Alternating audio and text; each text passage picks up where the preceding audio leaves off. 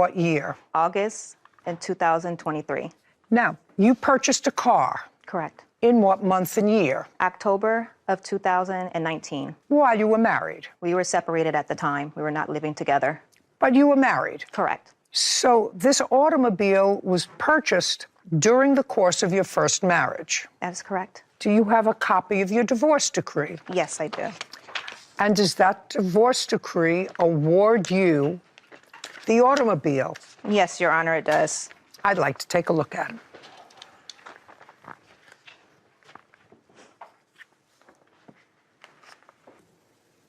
So you were awarded in the divorce the Jeep Cherokee. Correct, that is correct. And then you remarried October of 2022. That's correct, Your Honor. The Jeep Cherokee, which is the subject of this case, was stolen on what date? From what Dennis told me, he realized the car was stolen on December 19th because we were arguing a lot. Did you have any indication that she was leaving you? Yes. So while she was away for that 1 week, Yes. her car was stolen. Yes. This is Judy Justice. Erin Dean is suing her ex-husband, Dennis Dean, for an unpaid car loan and negligence. Court come to order. All rise. Have a seat, please. Hello, Judge. Case 3122, Dean versus Dean. Thank you. Welcome. Ms. Dean, it is your claim that the defendant owes you for a car that was stolen as a result of his negligence. That's correct, Your Honor. Okay, so let's start with, you and Mr. Dean were married for the first time in what month and year? July of 2013. You and Mr. Dean were then divorced. That is correct, Your Honor. In what year? December 12th, 2019. You and Mr. Dean were remarried. This is correct. What month and year? October 1st, 2022. And you separated again, and that marriage was annulled in gated parking? Yes. Okay, do you have a police report? Yes, I do. I'd like to see it.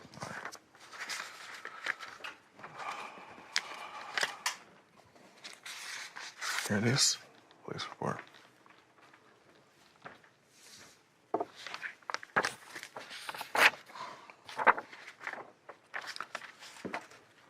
Okay, so the car was stolen. That's correct, Your Honor. Now I got the dates and I got everything. And the car was stolen and? Car was stolen due to his negligence. No, you say negligence. The car was stolen out of a gated area. First of all, even if it was stolen as a result of his negligence, you don't get your money. Dean claims her ex-husband, Dennis Dean, is responsible for car payments after the vehicle was stolen due to his negligence. Let me ask you this question. I'm going to maybe phrase it differently. My husband is trying to be helpful, and there's a leak in the faucet in our kitchen that has just been redone. Mm-hmm. And I said, well, I have to call somebody to fix this little leak. It's dripping, and I don't want it to get any worse. And my husband said, you don't have to call anybody. I have my toolkit right here. I'm going to fix it. He's a lawyer. He doesn't know about plumbing.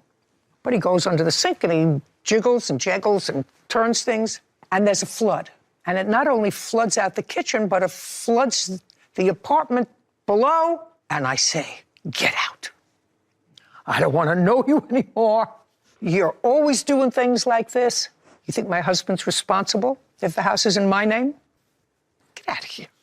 Can I explain my situation and what happened, Your Honor, please? You can. So now you have about 2 minutes to tell me your theory of the case. When he did take me to the place, I did tell Not him, the place, to the airport. To the airport. I did tell him not to move my vehicle, not to drive my vehicle. He moved my vehicle because he has an unregistered vehicle that is in the previous divorce decree. And he uses that vehicle, he switches out his Infinity plates to drive that vehicle to and from work.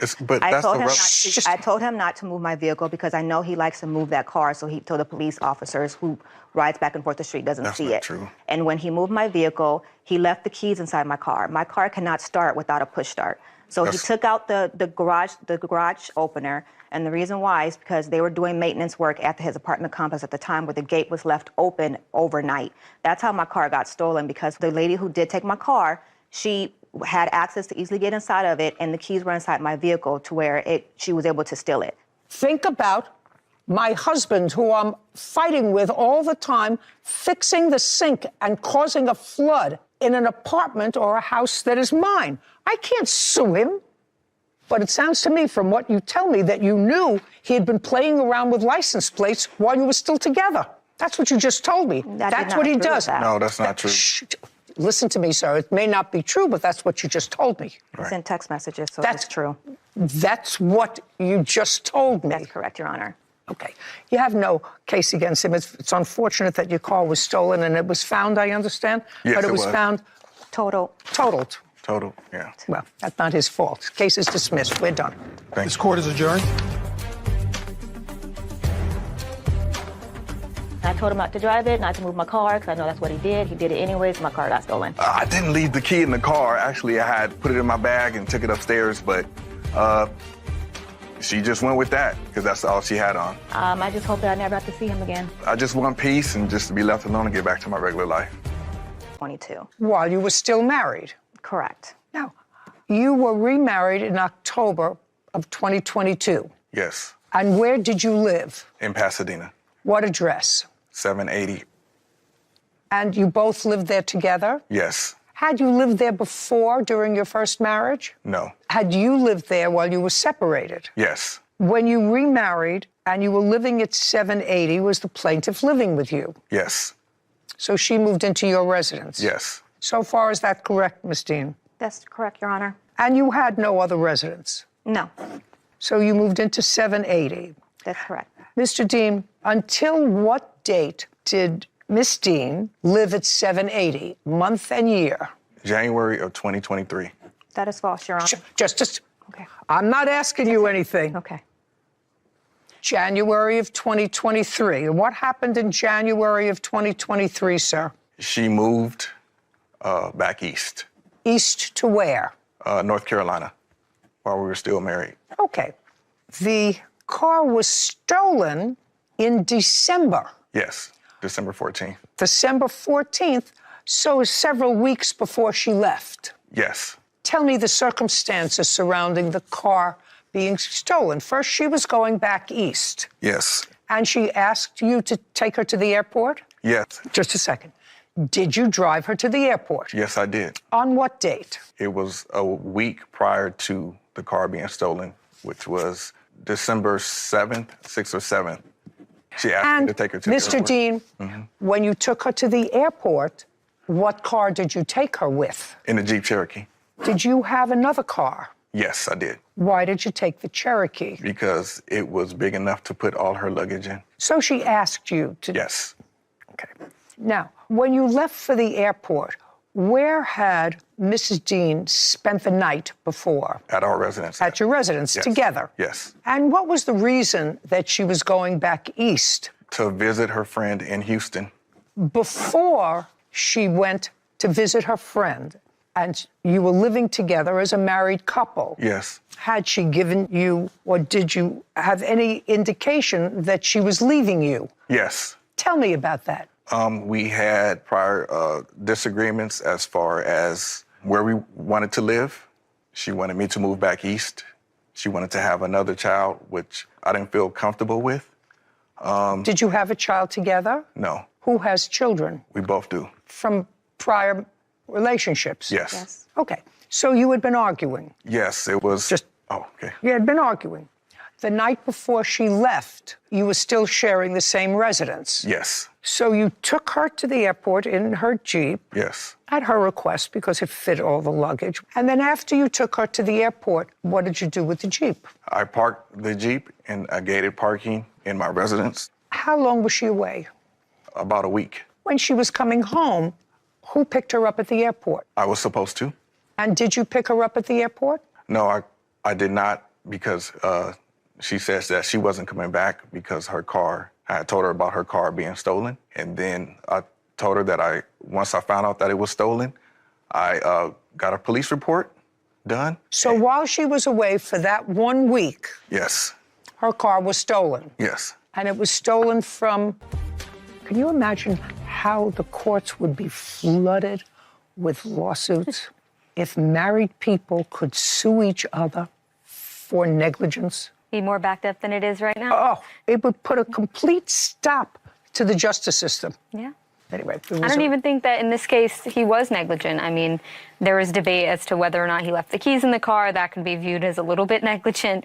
But they were a married couple who cohabited together until a couple of days before the car was stolen. And the place where he lived, evidently, which was under construction, somebody left the gate open.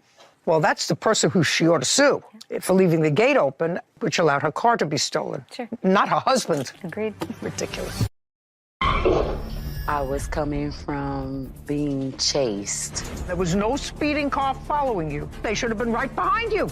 I turned, and I guess maybe they kept going straight. I guess not. Yeah. This is Judy Justice. Andre Skates is suing motorist Melissa LaChapelle for vehicle and property damage. Court come to order. All rise. Have a seat, please. Judge, case 3132, Skates versus LaChapelle. Thank you. You're welcome. Ms. LaChapelle, I'm going to start with you because this case is relatively simple. You hit his parked car and moved it from the street where it was by virtue of the force of the hit onto something to get there, 10 minutes to get there. How long were you traveling? 15 minutes. So you were driving for 15 minutes from the time your car was parked until you got to where you hit his car. Yes, ma'am. And what kind of car were you driving? A Dodge Journey. Was it your car? Yes, ma'am. Was it totaled as a result of this accident? Yes, ma'am. Okay, now you're going to tell me the story that you're going to tell me about the circumstances surrounding your hitting his parked car. Well, on September 16th of 2022, I had a hair appointment. I showed up at my hairdresser and there was no show, no call. So moving forward, I set an appointment with another young lady in the salon and I got my hair done. And so when I reached to make the payment to pay her, I came across being scammed. So I explained to Came across being? scammed, like someone hacked my bank account for the funds. Okay, and you have proof of that from your bank? No, I do not have So, that. so the My answer bank is, account. just a second. So the answer is you do not have any proof as to the beginning of this story? No, Okay. I have no proof of the bank account being hacked. Well, but you showed the hairdresser, according to you, that your bank account had been hacked, that's why you couldn't pay her. Correct. Well, I'm just asking you for proof of that. No, I don't have it on me. So you don't have it? No. Well, that's easy enough to get. If your bank account was hacked, we're not talking about 30 years ago, we're talking about a year and a half ago. So you would have had that, if the story you're giving me is true. What's the name of the hairdresser? Have you ever used her since? No, never. No. What was the name of the hairdresser that you had an appointment with that you didn't see that day? Somebody else's lawn. Yes, ma'am. And the date that you did that was May 1st of last year. What time of the day? I believe it was in the afternoon. What do you mean you believe it was in the afternoon? How many times have you hit a parked car? My first. Well, then I would know accident. what time it was. Approximately what time was it on May 1st? Around 2, 3 o'clock. In the afternoon. Yes. Where were you coming from?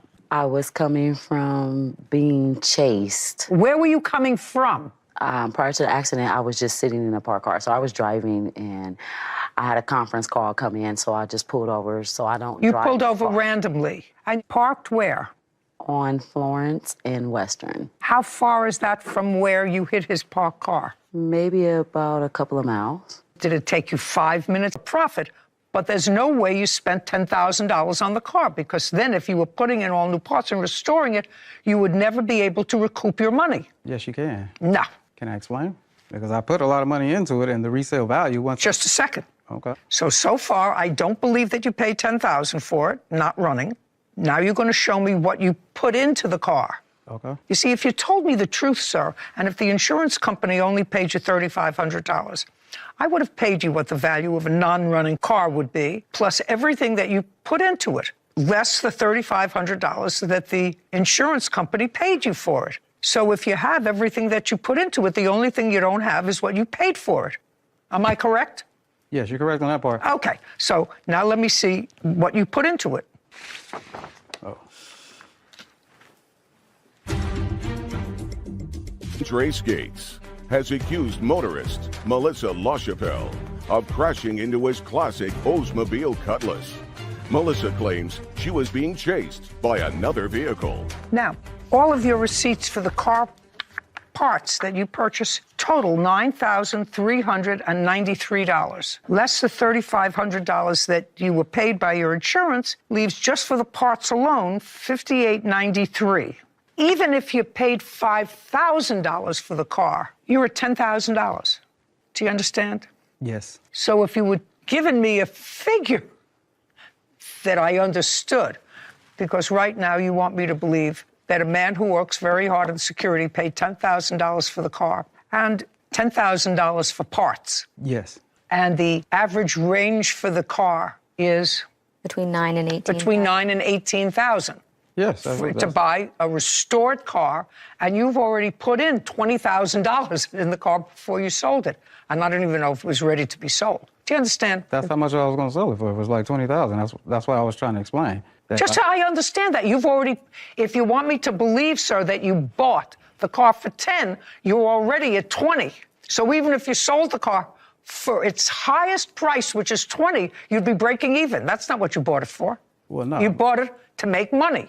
No, I bought it to keep it, actually, because it was a sentimental value. I said I bought it to keep it because this was something that I wanted to have for a while, because this was something that was kind of sentimental to me, because we all used to ride these cars when I was younger, so it was something that I kind of enjoyed and liked, and I wanted to keep it. I wasn't planning on selling it right away once I finished. How old are you?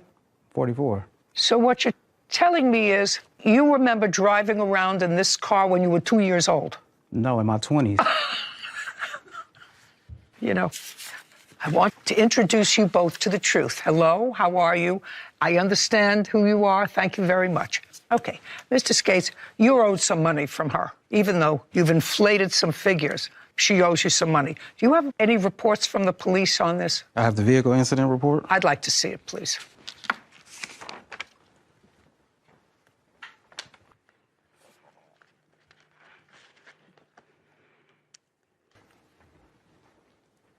Can I see just the proof from your insurance company, please, of what they paid you out on the car? And her insurance paid you, is that right? No. Was your insurance? Oh, you said my insurance? Yeah, my insurance paid me, not her. Why didn't you? Hey, Her insurance paid me. Yes. put your phone down. Oh, I have it on my email. Why didn't your insurance pay him out? I didn't have insurance. I was switching my insurance policy to a new company. Oh. And I got So into just an a second. accident. So when there was a traffic report, you told the police you had AAA insurance, because that's what's in the report. No, they asked me for my information, and that's what I told them. Well, I said that's what you told them. You told them that you had insurance and AAA was your insurance company. Well, and that's a lie. The paperwork Just a that I second. had. That's a lie. You told them that you had insurance and you didn't have insurance and there was no speeding car following you. I did not tell them I had insurance. I told them the truth, that the same thing I told you. No, you didn't, because then they would have given you a summons for driving your car without insurance if you created the kind of an accident. Did they give you a summons? No. No. Okay. Some piece of work.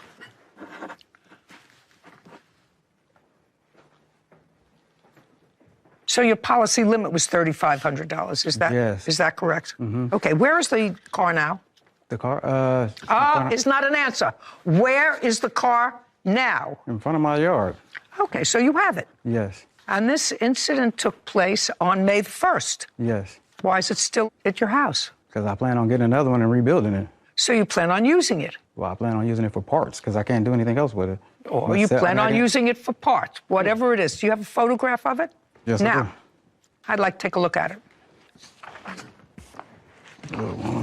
There's a couple more.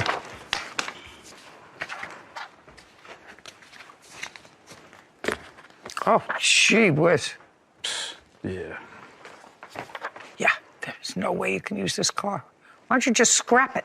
Well, because I was planning on, if I took her to court and won some money, I was going to try to buy another one, rebuild it, use some of the parts off of that one, and try to get my car back, you know? That's just, I mean, it's a big loss for me. I mean, What am I gonna do? I mean, that's all. Only way I can see I can get back, you know. Okay.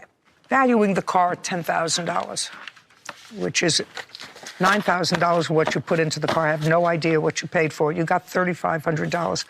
I'm awarding you a judgment, sir, of $6,500 against the defendant. Judgment for the plaintiff in the amount of $6,500. We're finished here. I would have taken your license away. This court is adjourned.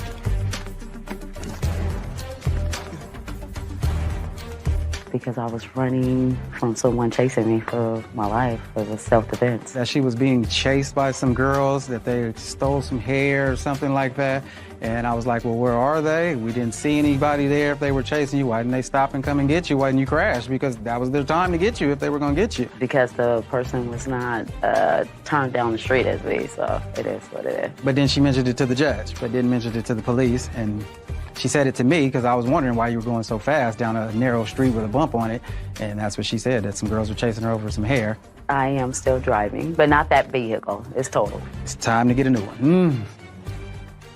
You know, common sense is a great indicator of truth.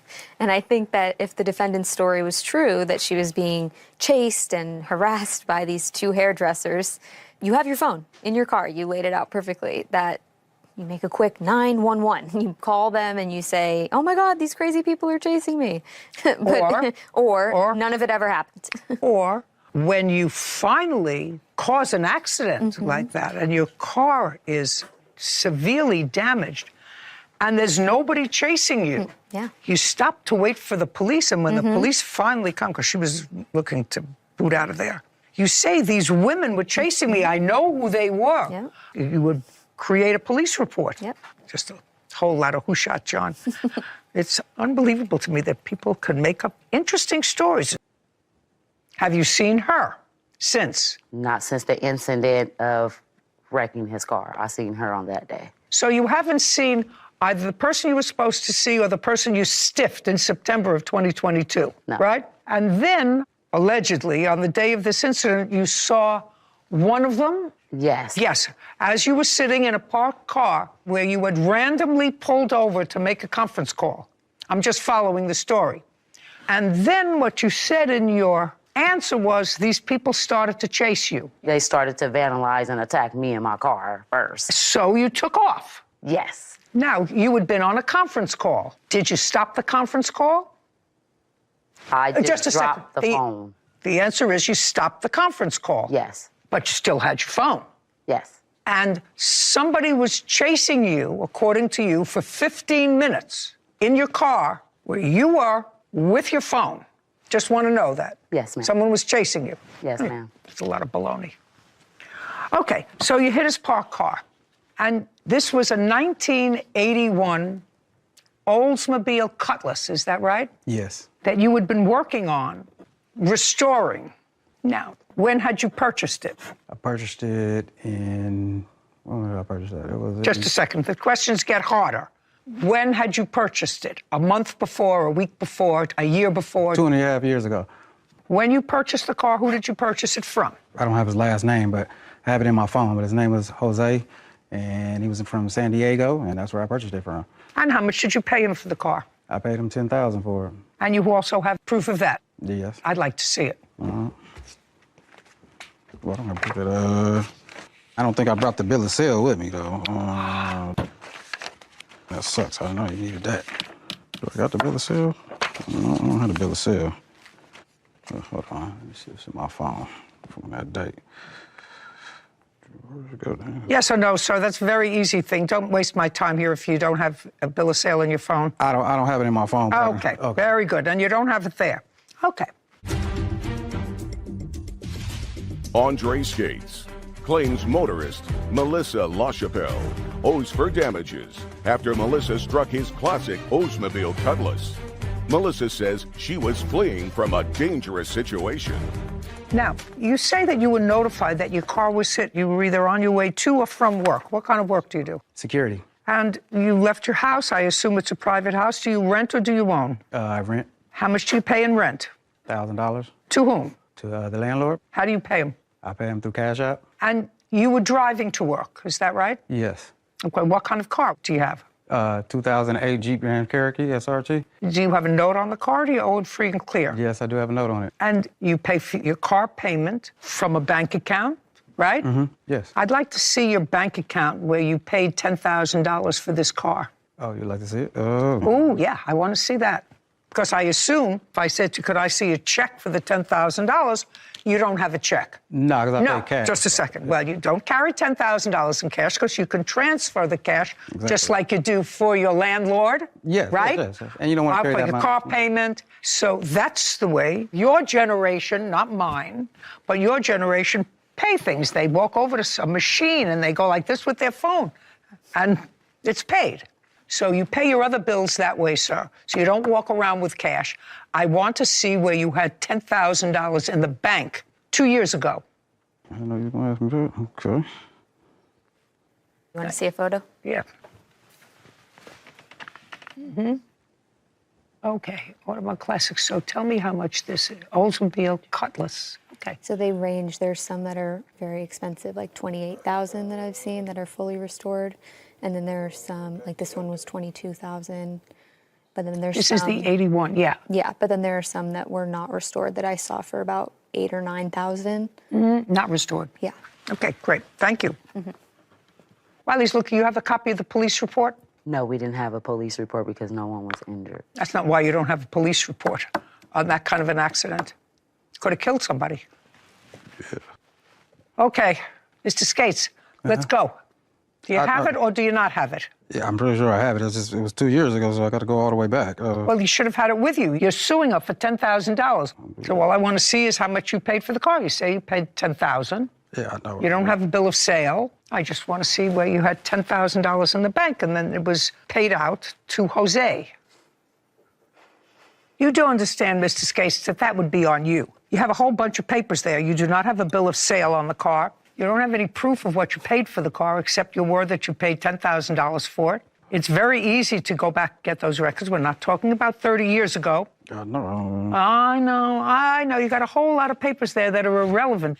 And your insurance company, according to you, valued the car at $3,500 and paid you because you did have insurance on it. Yes. So all I want to see is what you paid for it. No, I'm trying to... Just a second. You have a video of this accident? Yeah, I do. Keep looking. Okay, all right. Do you have a video of this accident? Yes, I do. Play it. I want to see what the car looked like.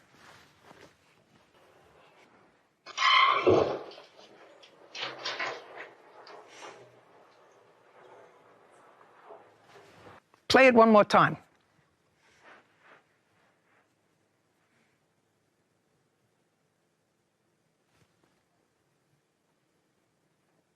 Keep going, keep going, keep going, keep going.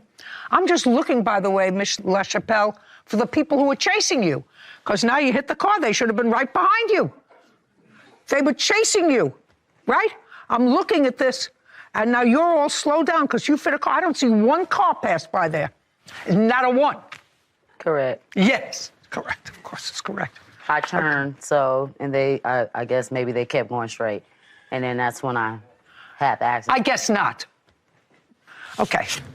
Mr. Skates, I want to tell you, your exercise in exploring your phone to find proof that you paid $10,000 for this car is going nowhere. Got it? Yes. Now, you insured the car, correct? This old car, because it was going to have value once you restored it. Yes. Now, restored, the average price is about $10,000. That's what Sarah tells me, correct? It ranges, but I could find a couple if you want. No, it ranges 9, 10, 11. It can go anywhere around that amount, but that's fully restored, right? Well, restored means like when that's mint condition. Like, 'cause when it's in mint condition, that's how much it would go for, like 9 or 10,000. But the features that were on the car were extra couple little features that people like on those cars, which is the stick in the floor and the T-top features that are on there. That I people have like on those cars. no idea, sir. Show me what the car looked like before she hit it. There you go, right here. This is the one with the rims. Here goes one. Where's the other one at?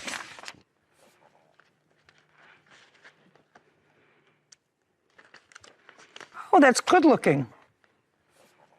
Now, when you bought the car, sir, was it running? Were you able to drive it back from Jose's? No, I had to get it towed. So when you bought it, it was not running. No. So you didn't pay $10,000 for it. Yes, I did. Yeah, I don't believe that, sir. There's one car available for sale that's a 1981 Oldsmobile Cutlass that's drivable, that's $5,100, not fully restored. That's today. That's why I was saying the features that it has on I it. don't care about the features. You bought a non-running car that had to be restored to running so that you could resell it. You hoped for 2022. She had one hairdresser appointment. She had Very intricate. Very, very intricate. Nobody has any proof. Yeah, they never do. Sometimes they do, but not in fishtails like this. So you moved in with your aunt and uncle, I was told that I was using them. and it was a heated argument.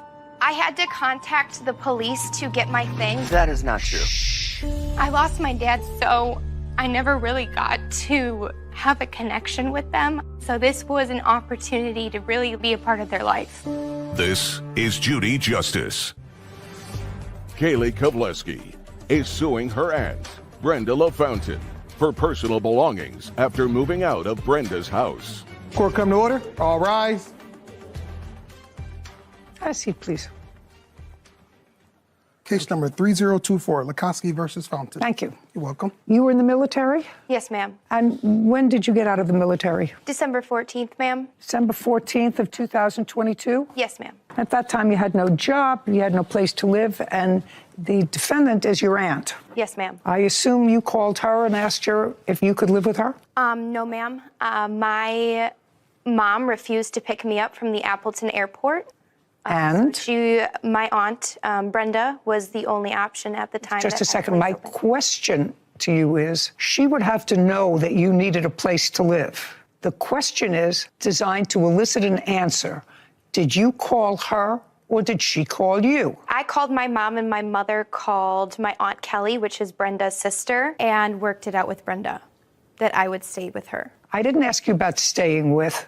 When did you first have a conversation with your aunt? The day she picked me up from the airport. What date? December 15th. She picked you up from the airport. Had you had any conversation with her prior to her getting to the airport?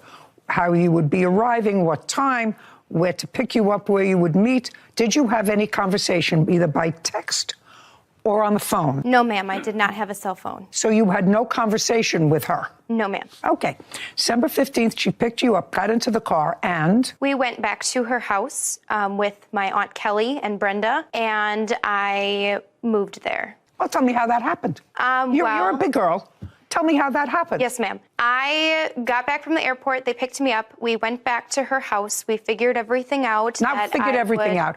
Not figured everything out. You said to her, she said to you, somebody said, you don't have a place to live. Could I live with you? I want to hear that. Yes, ma'am. They said I could stay Not rent-free. Not they. Brenda said I could stay rent-free. Well, how did she know you didn't have a place to live? Did you tell her you had no money and no place to live? Yes, ma'am. Oh, well, that's what I want to know. Yes, ma'am. When did that conversation take place? The night after picking me up at the airport on December 15th. So where did you sleep that night? At Brenda's house. Okay. And had you ever lived with your aunt before? No, ma'am. So you moved in with your aunt and uncle, and they agreed that you could stay there until you got on your feet. Yes, ma'am. Now, there's nothing wrong with you, right? No, ma'am. What city and state do you live in? I live in New Holstein, Wisconsin. Okay. And so you moved in December. Lots of temporary jobs around Christmas. Did you get a job?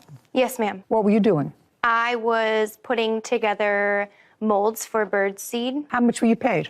I was paid around $17 an hour. How long did that job last? 2 months, ma'am. From January to February? Yes, ma'am. Did you pay any expenses to your aunt and uncle while you were working in January and February? No, ma'am. What date did you move out? March 20th, ma'am. Where were you working in March? I was a guest service member. I would tend to customers as in like a cashier and how much were you making there?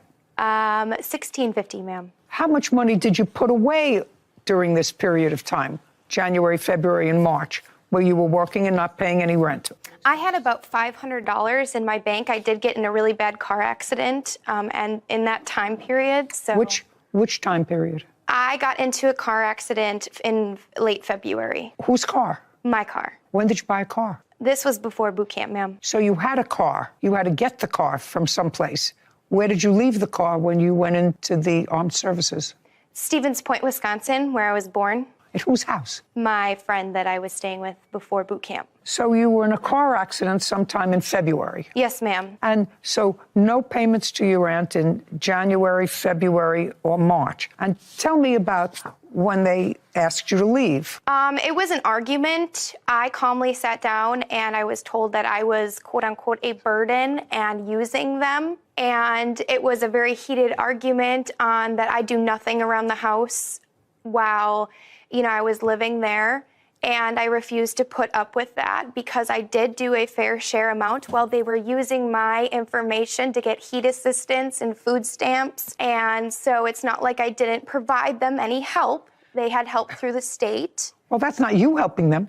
No, ma'am. Right. That has nothing to do with you. So you left. Yes. And it was a heated argument. And that argument took place on what date? That argument took place, if I remember correctly, on March 18th. And you left March 20th. Yes, ma'am. So on March 20th, you decided to leave. Yes. Great. And you packed all your stuff. No, ma'am. Well, you should have, because that's what this case is about.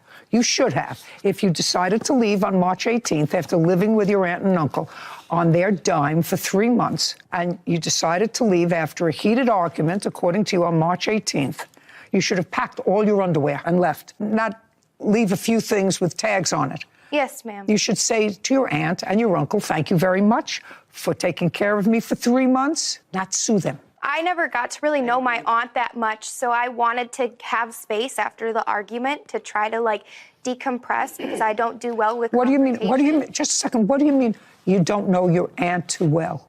I lost my dad, so I never really got to have a connection with them. I lived in Stevens Point with my mom, and so this was an opportunity to really live with my aunt and be a part of their life. Okay, I'm not going to get into your history because I see that you're getting too emotional. That's not going to happen. What I'm suggesting to you is, especially if it's someone that you don't have a connection with, who did you a kindness and it unfortunately didn't work out. Your response to that is not suing them for some alleged underwear that you left behind when you had time to pack all your stuff. Did you still have a car or was it totaled in the February accident? I did not have a car anymore. Okay, so who picked you up from your aunt and uncle's house? My best friend, Emily, did. Okay. It was March 18th. I slept over for 2 days and made the final decision to move out on the 20th.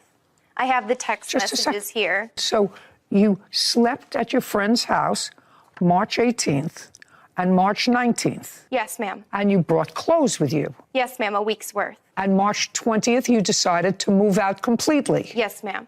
Good. And you went back to the house? Yes, and all the doors were locked. That is not true. Shh. Did you ultimately go into the house? No, ma'am. You never went back into the house after March 18th? No, ma'am. Well, then what did you go there for on March 20th? I had to contact the police to get my things, which they packed up. They refused to let me in the house. And then okay. I went back into the house March 20th to pick up my belongings that were set outside. Okay, well, that's fine. You took the important stuff with you because you were going for a week, so anything valuable you took with you. Okay, let's get to your counterclaim. Your counterclaim is you claim that your niece damaged the house while she was living there. Yes, Your Honor. Show me. Show me. I have many pictures and an estimate for the damages of the... You sure about this? You sure about you want me to see this? Yes, please. Okay, good. Kaylee Kovleski claims her aunt, Brenda LaFountain, is wrongfully keeping her belongings. Brenda is countersuing Kaylee for property damage. Okay, what I see here is a mess. I don't know what this is. What is this? That is a burn from a candle on top of a new dresser. Of a dresser. Nightstand.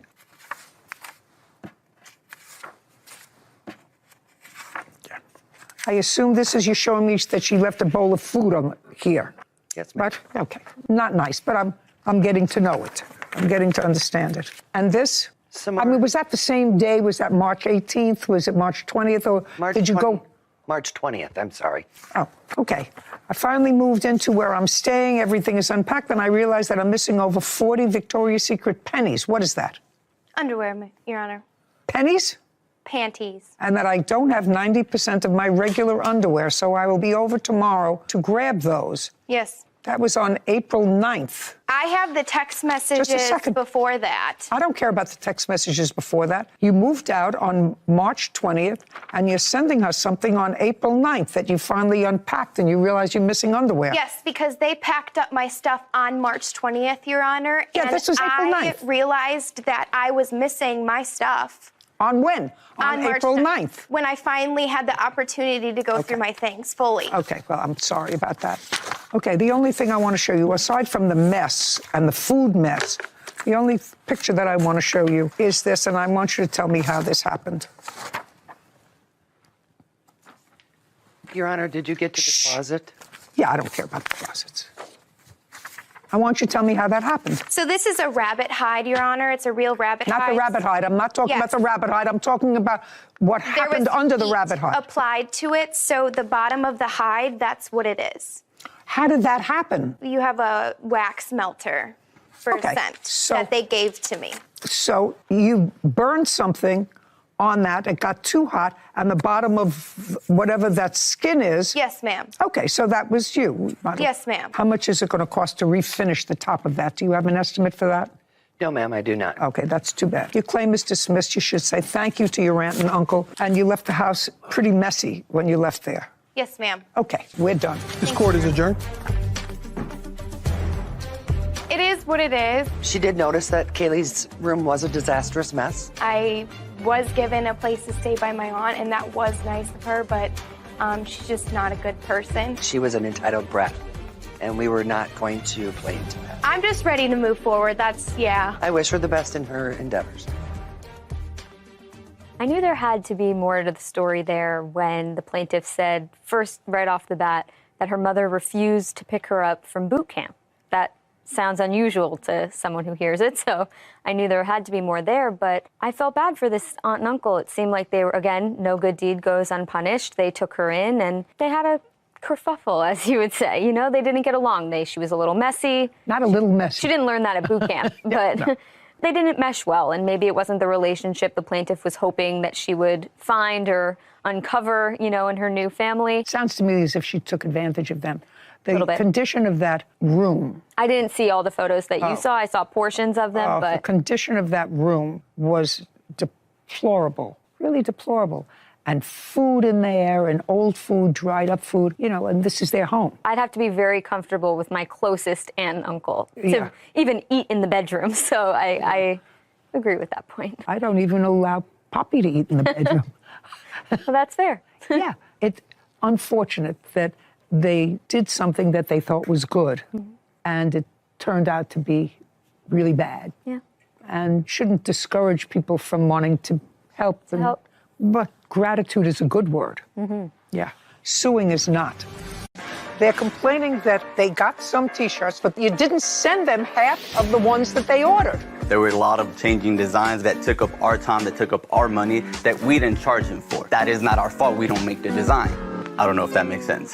That sounds like a yada, yada, yada. This is Judy Justice. Bailiff Cassandra Britt is standing in for Bailiff Kevin Roscoe, and Law Clerk Alexi Mincer is sitting in for Law Clerk Sarah Rose. Isaiah Kamchan and Brandon Uloa are suing their former supplier, Manuel Garcia, for the cost of a T-shirt order. Order in the court. All rise. Have a seat, please. Case number 3072, Kamchan Ulola versus Garcia. Thank you. Who is Mr. Kamchan? You were starting up a business, T-shirt business. Correct. The defendant was also in business. He makes shirts. I assume you were having them made to sell them either online or at events. Correct. You don't have a store, is that right? Online store. Online.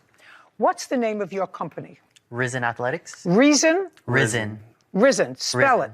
RIZIN space athletics. And where are they incorporated? Ceres, California. In the state of California? In the state of California. And it's a corporation. You have a license. You've incorporated it. Correct. Here. There's a website, about 9 items of clothing. May I see it, please? Sure.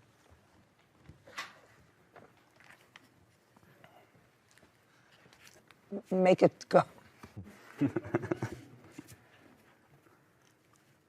Could you go back to, okay, I just want to see where they order them from. Great. And what's the name of your company, sir? MFP Studios.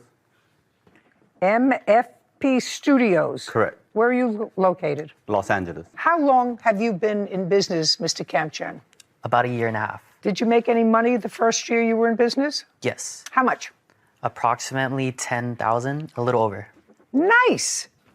In that first year, did you get any merchandise from Mr. Garcia? We did. So you made some money from the merchant? Not from his clothing, actually. Not from his. What other company do you deal with? We did wholesaling through Champion, the website. Champion is a wholesaler? I thought they were a retailer. So they have a website where you can wholesale and buy a bunch of garments that they allow you to reprint on and sell. So that's what we did originally. I found an Instagram page for MFP Studios. The website is coming soon. I have the website currently closed right now. Currently closed. Yeah. You what? Yeah, our website opens and closes like periodically. So right now it's actually closed. But if you would like, I can go and open it for you guys so you guys can take a look at it. I want to know why it closes, Mr. Garcia. What does that mean? So usually the way that my company works is that we do custom manufacturing for specific brands. So it's very customized. But at times I do produce blanks on my own where I'll put on my website. Currently we don't have any, so my website is closed until we produce them and then we post them on our website. I don't know if that makes sense. Doesn't make sense. How much money did the plaintiffs send you to produce T-shirts for them? How much money did the T-shirts? How much money did the plaintiffs send you to produce T-shirts for them? And I'd like to see the order. Okay. Can I see all the papers? Would be the invoices for the T-shirts.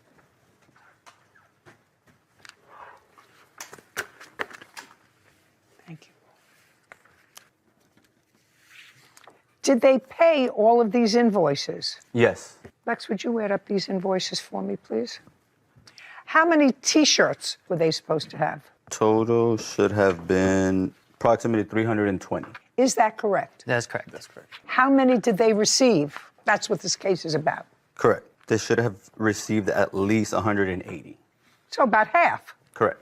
That's not true. Just a second. Okay. And you got paid. Correct. Well, at least for that number of shirts, they get their money back, right? State that Duh. again?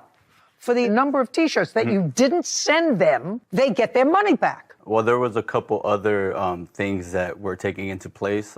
So that's Like kind of what? the issue. So there was a lot of changes that were being made. Hold on a second. Lexi. 7996.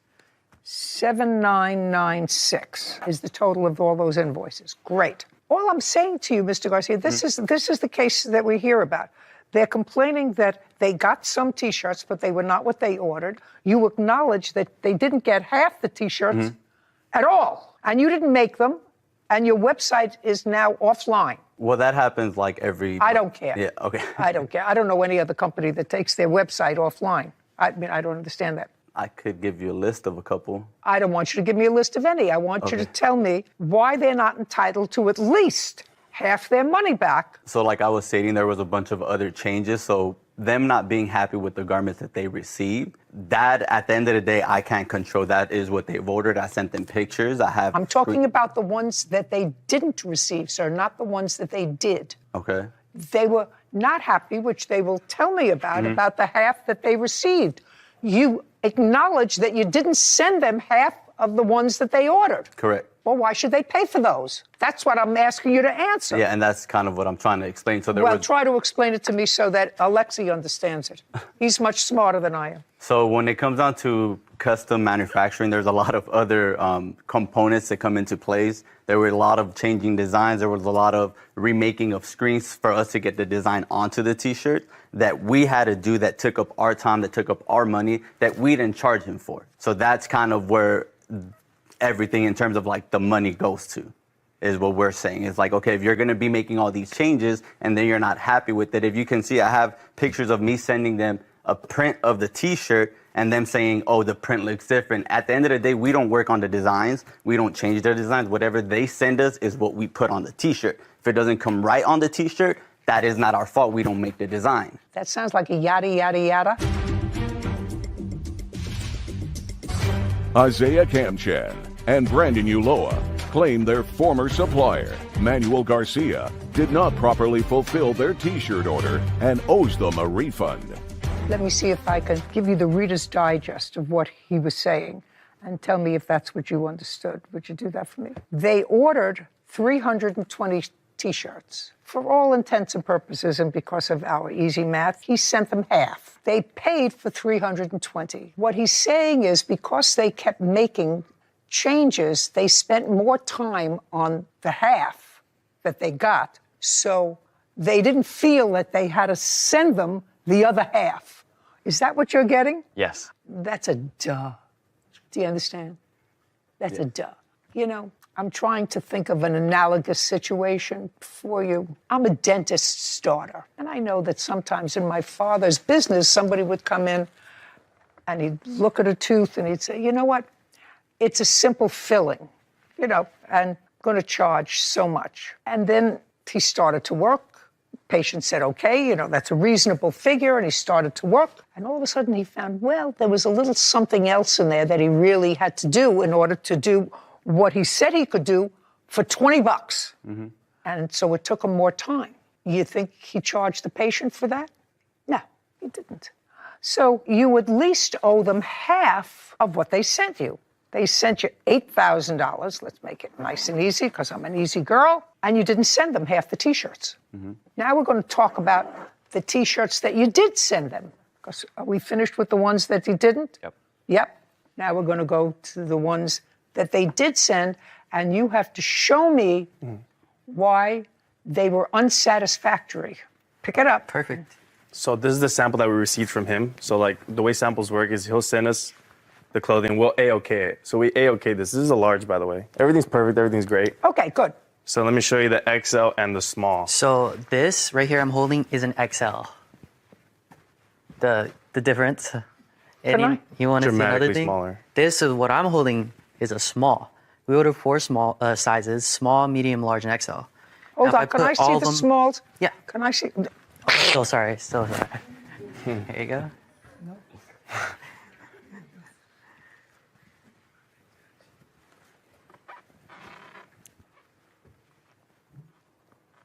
Well, this could be a small, a big small, but small. Can I see the extra small, please? Extra large. Extra large? Yeah. Yeah. Same exact size. They're the same size. The small and the extra large, if you hold them up together, they're exactly the same size. Lexi, hold these up together, would you please? Let me see. He said they're the same size. I don't think so. Could I? One certainly looked bigger to me, but not a small and an extra large.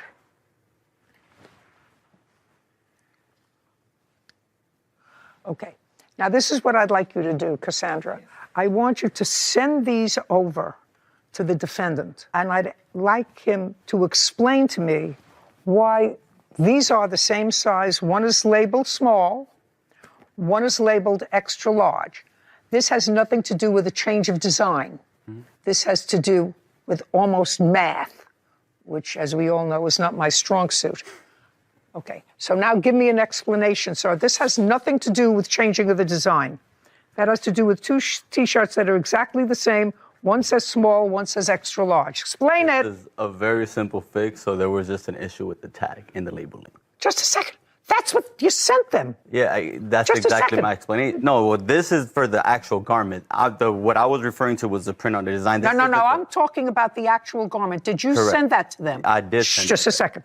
You sent that to them with the label that was mislabeled. Correct. Okay. How many of the mislabeled T-shirts did you send them? It's a very common mistake in manufacturing. I'm not sure. They didn't give me a number of how many were mixed up. How many? Exactly 73. You see, what the problem, Mr. Garcia, is they can't sell those online because if somebody calls and orders a small and they send them a small, it's an extra large. Or if somebody calls and orders an extra large and they get it and it's got a small. And that could be easily fixed by just changing Who the tag. cares? Yeah. You know, My face can be easily fixed. Both. Not so easily anymore. These are all just fixed. Yeah. I mean, they can all be fixed. Yeah. When it happens, it doesn't always like have to be sent out. Yada, yada, yada, yada, yada. Okay, so half you didn't send them, and 73 you sent them wrong. Of the other half, 73 you sent them Labeled wrong. Correct. You sent them wrong that they can't resell as you sent them online. I mean, they could send them to a pop-up store and sell them for nothing.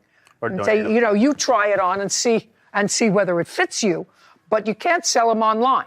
Otherwise, their business would be destroyed. Okay, what about the rest? Now we're finished with the sizes. He has claimed to sent us over 180 shirts. That's incorrect. He sent us 123 exactly. Do you have any proof that you sent them 180 shirts? I had them in text messages, but I don't have that phone. But I mean, I'm sure that Everybody that has no case has no phone. I mean, I have Mr. Garcia, everybody have that proof has that I no sent them proof, pictures, yes, I have everyone photos. then show it to me that you sent them 180 shirts. Well, I don't have all 180 in the picture. I mean, I don't know if you'll be able to count them, but You want me to count them? You're in necessarily. business, Mr. Garcia. you want to show her? No, you're in business, sir. That's not the way you run a business. 120 they sent, and of the 120, how many were you able to sell? Out of the 120. Just a second. And out of the 120, does that include the 73 that were wrong size? Yeah. Yeah. Oh, that includes. So the we're 70 left with only 50 that weren't labeled incorrectly.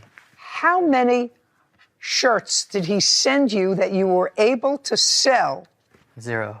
We sold none of his shirts. because they were mislabeled or you didn't Mislabeled get or them? misprinted and didn't get them. Great. Do you have any text messages between the two of you? So many. Anything in specific?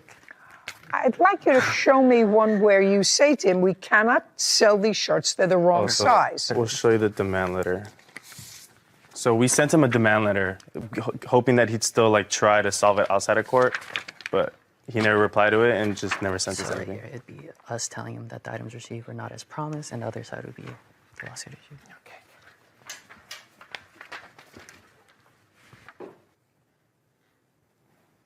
You say in this demand letter that you are requesting, first of all, he doesn't communicate with you when you send him information back and forth. So you say, sir, since you do not wish to communicate us, here's an official demand letter. Yes. You say that you paid him $15,986. Correct. Correct. Well, that's not what your lawsuit is here. Isaiah Kamchan and Brandon Ulloa have accused their former supplier, Manuel Garcia, of owing them a refund after sending the wrong T-shirts. Okay, did he send you any T-shirts? No T-shirts. So how much did you pay him? All in all, minus the setup fees that we're also suing for, it is exactly. No. Oh, sorry. I want to know where the $15,986 comes from. So in this order, we did order 320 pairs of shirts, but we also ordered 240 pairs of shorts that we're not suing for. Why? He fulfilled that. He fulfilled the short section. He filled the short Yeah, section. fulfilled the shorts. Is that what's on your website for sale? Yes. Yes. The shorts. The Correct. shorts. The shorts. So it's just the shirts. T-shirts. Yeah. Shirts. So you did fulfill the order for the shorts. Correct. Do you have a pair of those shorts for me to see? I would just like to take a look at them. No. We did not because we weren't aware. We weren't suing for those. No, I understand that. Did he get the shorts with the same screening as on those, or are they different? Different screen. Different design. So different setup fees, different screens. We paid for that. We're not suing for that portion. We have Just invoices only- for them though. Can I see it? Yeah. Shorts. Of course, there were shorts on their website, right? It might be in there. Are they blue? It's right there. Blue, Yeah, they're red, blue, and black. red, and black. Blue, red, and black. And they just have a little design on Yeah, it. correct. These are Okay. all invoices, but if you want to show a specific. And they were shorts, okay. They're gonna. Yeah, they're here. okay. Okay, well, they're on your website, so you're selling them. Yeah. So that's gonna be shorts for prints, and we also. The T-shirts are not on their website, correct? There are some. There. Can I okay, see? There are 2. One T-shirt. Yeah, that's not it. One T-shirt down. And that's not it.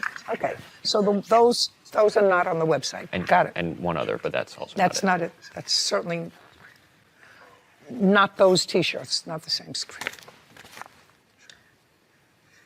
Something missing in there is the invoice for the shorts material. We didn't bring, we are suing for the screens in that. That's the only reason that invoice is here. Because he charged us for owning of screens and films that he told us we had to pay for that we owned and we never received as well. Screens and Yeah, so when... Tell me, explain that to me. So when making clothing, you pay for garments and then you have to pay for screens and film. So screens is like these big metal square frames and then you put a film. Did you pay for those? Yes. We did, which are in those invoices.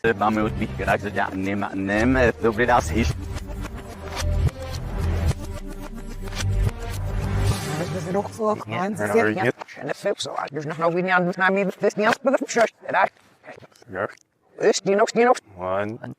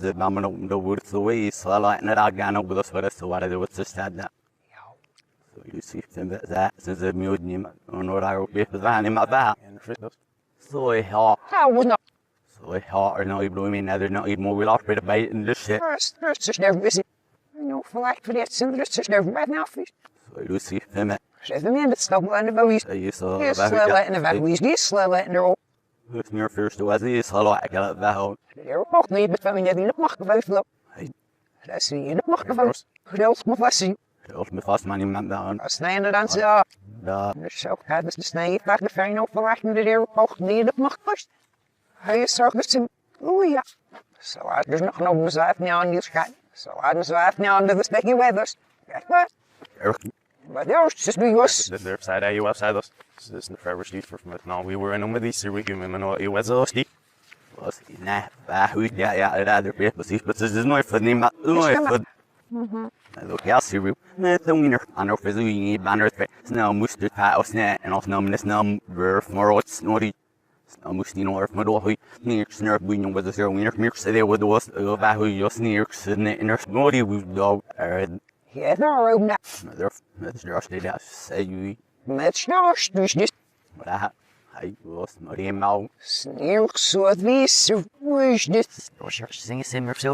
business and just keep going, man. I like that she was able to see that he was clearly taking advantage of us, so I'm happy she saw the same thing we saw. It's just something that happens in this business. It happens more often than you think. Overseas, there's a bunch of cases. I don't know if she's familiar with the business or I'm not sure. I know that it happens often. It was an easy fix. They could have still sold the shirts, but I just think they just didn't want to do it. Why would he bother sending these knowing we never agreed on it? If you've really been in the business, there's ways to do it where you can still sell it and make your money back to where you have a good relationship with your manufacturer. Never tried working with us. Like, he would barely even respond. Like, he actually stopped even communicating with me because I threatened to sue him once, so then he started communicating with him. But if, you come and you're just, I want a full refund, it's going to be very hard to even fix the issue versus just, it's more of a fix the issue thing than get everything done all over again. But we tried our best for a whole year and nothing was happening, so that's when we're like, you know what?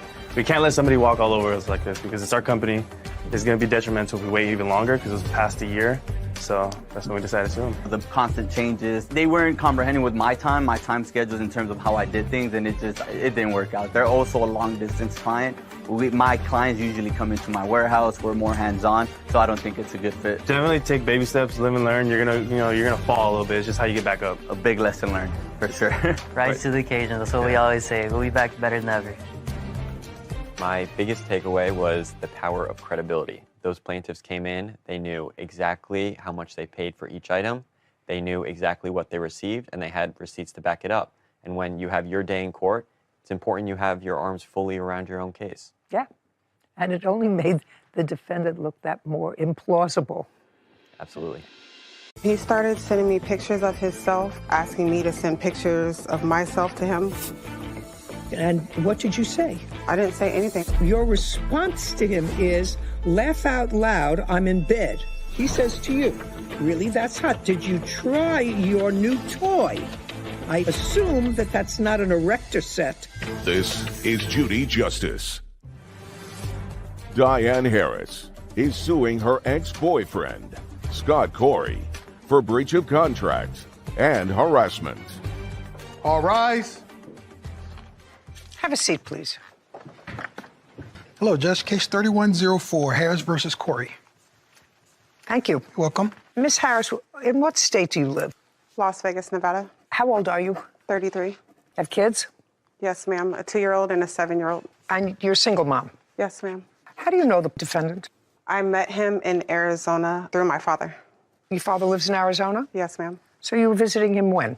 When you first met the defendant? When I first met him in June of 2023, sorry. You met him at your father's house? I want you to tell me how you met. I did. I met him at my father's house. The first conversation that we had. Just a second. How do you know her father?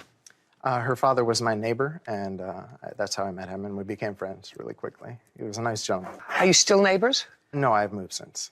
Where did you move to? Back to my home state, Minnesota. When did you move to Minnesota? That would have been the end of October of 2023. Okay, so you met him through your father in June of 2023. Yes. And according to what I read, you became friends. Yes. That fair? No, that is not true. Okay.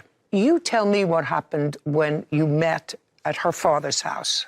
We met in August of 2023, the beginning, and we kind of fell in love. That's how we had a romantic interest in you. Yes. Did you and the defendant ever discuss you relocating from Las Vegas to Arizona? No, ma'am. Okay. No. Mr. Corey, you indicate that that is the case, that the plaintiff and you had discussed her relocating to be with you in Arizona. That is correct, yes. Do you have any text messages or other messages that would reflect that? No, I do not. I had changed. Don't tell me you changed your phone. Everybody who comes here changes the phone. They lost their phone. The dog ate their phone. The kids flushed the phone. Whatever it is. The answer is you don't have it. Correct. All right.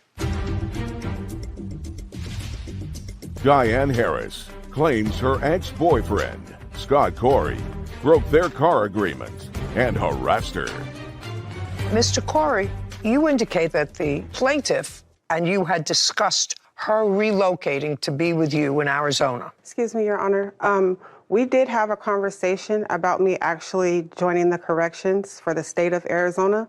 So that was a conversation we had, but we never had a conversation stating that I was going to just pick up and move from Las Vegas to Arizona. But you did discuss with him the fact that you were thinking about applying for a job in Arizona. Yes, ma'am. In security. Yes, ma'am. When was that conversation? What month? That was in September. Before the car was purchased. Yes. Then you go to the dealership, and it seems his credit is better than yours, you know, the usual whole story. He ends up purchasing the car in his name, and he is on the loan that you took out for the car, and you put down the down payment. Yes. Okay. How much of a down payment did you put down? $1,000. And how much was the car? A little over $28,000. Okay, so far your investment in the car is $1,000. Plus one car payment also that I've paid on the vehicle. Okay, and when was that one car payment? That was in November. And how much was that car payment? $400. It was just $400 flat for me. Yeah. You got the car September 5th or 6th? Yes, ma'am. Did you drive the car the whole month of September? Yes. What about the month of October? Did you drive the car? Yes. Did you drive the car in November? Yes. Did you drive the car in December? Yes. Until when in December? Up until a week ago, ma'am. So you had the car up until a week ago? Yeah. So you had the car September, October, November, and December, and part of January. And your total investment was $1,400. Is that correct? Yes, ma'am. Well, that's what I'm asking you. So let's do the math. Ma'am, there is a reason, if I can just say, there's a reason why that's all I put down. Since the loan is in his name, he had to actually add me to the account for me to make these payments. I didn't trust sending him the cash. So I had him add me on the account so that I can make payments from my bank account. Mm-hmm. He ended up taking me off of the account to where I couldn't make any payments on the vehicle. So that's why. Okay. If I believed your whole story, that you were just friends and that there was no intimacy between you, if I believe that, which I could believe, but there's no question in my mind that you knew that his interest in you was more than just friendly. Now you have a $30,000 car, which he's stuck with. You've told him that, well, I'm thinking about coming to Arizona, applying for a job there. He is clearly thinking more that this friendship is going to proceed more, and you are letting him go through the process of thinking that. There's no question in my mind about that. There's no question in my mind about that. Listen, he says that the relationship was more than you are expressing to me. Would that be a fair statement, sir? Yes, ma'am. It was never more, but okay. Okay, well, that's what he's saying. Whether it was or whether it wasn't, it's clearly something that he wanted and that you knew that he wanted. And he had a $30,000 obligation. You ended up not moving to Arizona. And after you got the car in September. You stayed with him one night at his house, one night in September. What happened in October? I haven't seen him since. That Why? was the last time that I saw him. Why? The arguments that we've been getting into? No. What arguments? So in September, you get the car. So there were no arguments. When did you start to have arguments? Like right after, even a little bit before. We had arguments before. He has a drinking problem, so we would get into random arguments, random fights and stuff like that. He's got a drinking problem and he got into arguments before. You still let him buy a car. I didn't know it was that bad. Why did you stop after you got the car communicating with him? Because he wanted more from me. He was asking more of me and wanting me to do things that I wasn't comfortable doing. Like what? Like sexual actions that he wanted to do with me. And yeah, okay. So I've sort of created a scenario which he doesn't even have to participate in. You drove a car September, October, November, December, and January, 5 months, and in total you paid $1,400 or $280 a month for the privilege of driving a $30,000 car. That's pretty reasonable, isn't it? Can't rent a car for $280 a month. You go to work? Yes, ma'am. And you get to work how? Because it's part of your damages. I was getting to work with the vehicle. Not this car. How are you getting to work prior to this car? You worked as security. How are you getting to the work? rental car through the lift services, as I told you. A rental? Yes. What kind of car? It's whatever they give you. Sometimes you got to trade it in, so it's whatever they give you. Great. And you pay for that by the day, by the week, by the month? How do you pay weekly. for it? How much do you pay weekly for it? $680 a week. $680 a week? Yes, ma'am. Well, there's no question then for these 5 months, you made out like a bandit because you only paid for the total time that you had the car $280 a month, right? Yes. Yeah. And then he said, well, this isn't working out the way I thought it was. See, you don't have to say much. This isn't working out the way I thought it was.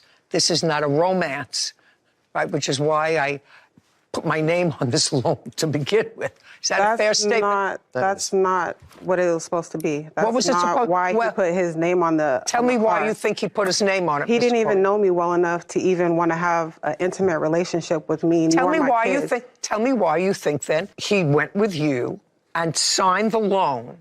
Tell me why you think he did that. I think he did that because he was under the influence. First of all, because he's always drinking. And if that's true, if you think that he was under the influence of alcohol and therefore was not in a position to make a decision, that's easy for me. Then your case is dismissed for that reason because he couldn't make a contract with you to buy you a car if he didn't have the mental capacity to do that. You want to come up with a different reason? It's just something that he always done. You have no case, Miss Harris. You drove a car. What about the harassment and all that stuff? You have no case with regard to the car. You have no case with regard to the car. That's it. You paid $1,400. He's not obligated to buy you a car. Okay, ma'am, but I wasn't able to make those payments on the vehicle. Whether you were or whether you weren't, you didn't. You drove the car for 5 months. You paid $280. It is a fraction of what you were paying before to get to and from work. So you're really not out any money. In December, Go buy a new car. Listen to me. Clearly, there was a misunderstanding between the two of you to the extent of where this relationship was going. But in December, he took me off the account, so I was only able to pay that 1 month. I don't care. You're not out any money. Diane Harris is accusing her ex-boyfriend, Scott Corey, of refusing to pay for the car he purchased for her. She also claims Scott harassed her with inappropriate text messages. Now, the other part of your lawsuit is for harassment. So now you're going to tell me when the harassment started and what it is. The harassment started late September, late in the month, probably like the 15th or the 16th. Well, you said you stayed over at his house the end of September or the beginning of October. That's No, what it was you the told beginning me. of September. No. That's when I got the car. No, that's not what you told me. You told me you stayed at his house at the end of September. Would you find that spot for me? I may be mistaken. That is possible. She said September or October, the beginning, the ending of September, October. That's exactly what she said. The end of September or the beginning of October. You got the car September 5th and you stayed with him, according to you, one night at the end of September. That's what you testified to. Okay, well, it was September 5th, the night that I stayed. I stayed at his house the day before we went to get the car. Then you made, just a second, then you made a mistake. You made a mistake. You didn't stay at his house. You stayed at his house the night before you went to get the car. Is that what you're telling me? Yes, ma'am. Okay, now you're going to tell me the harassment started, according to you now, on September the 15th. What did he do?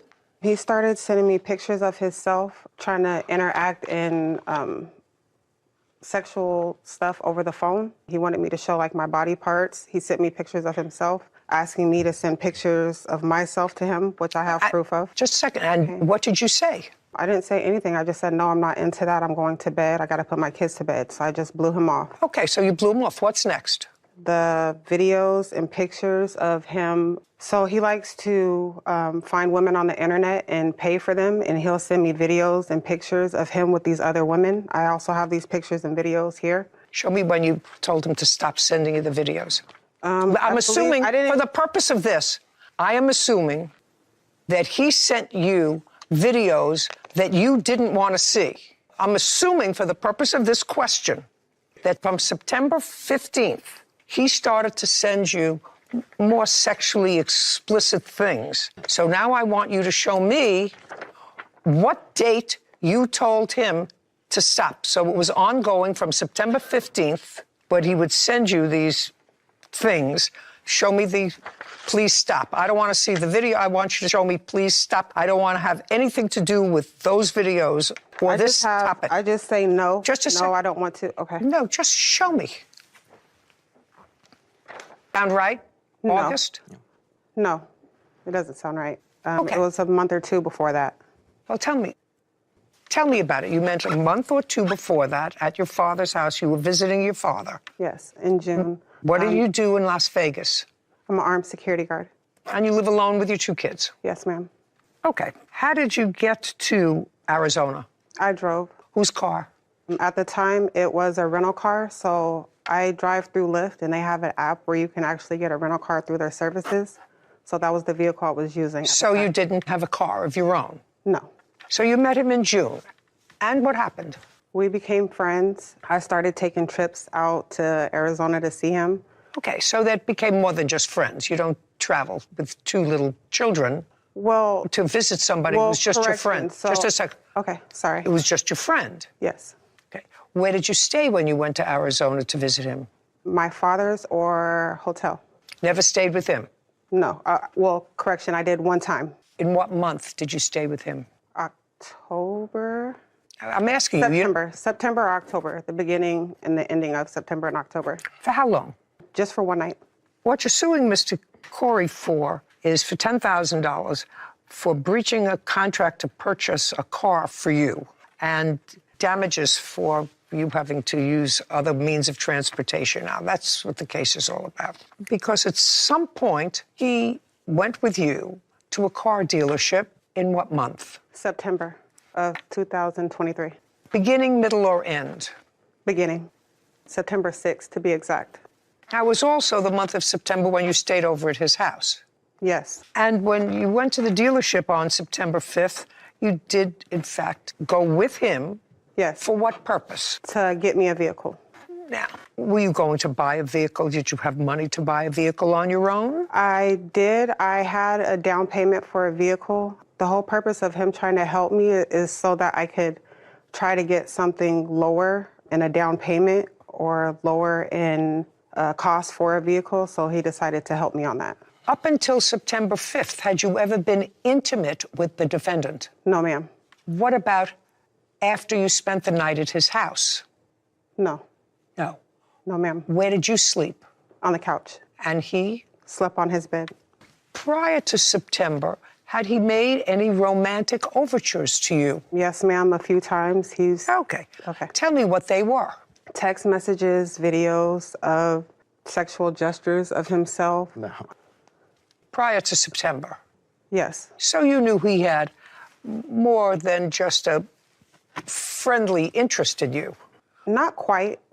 Well, that's ridiculous. You have 2 children. You know when a man is sending you suggestive text messages and sexual videos that he's more interested in you other than as the daughter of his neighbor.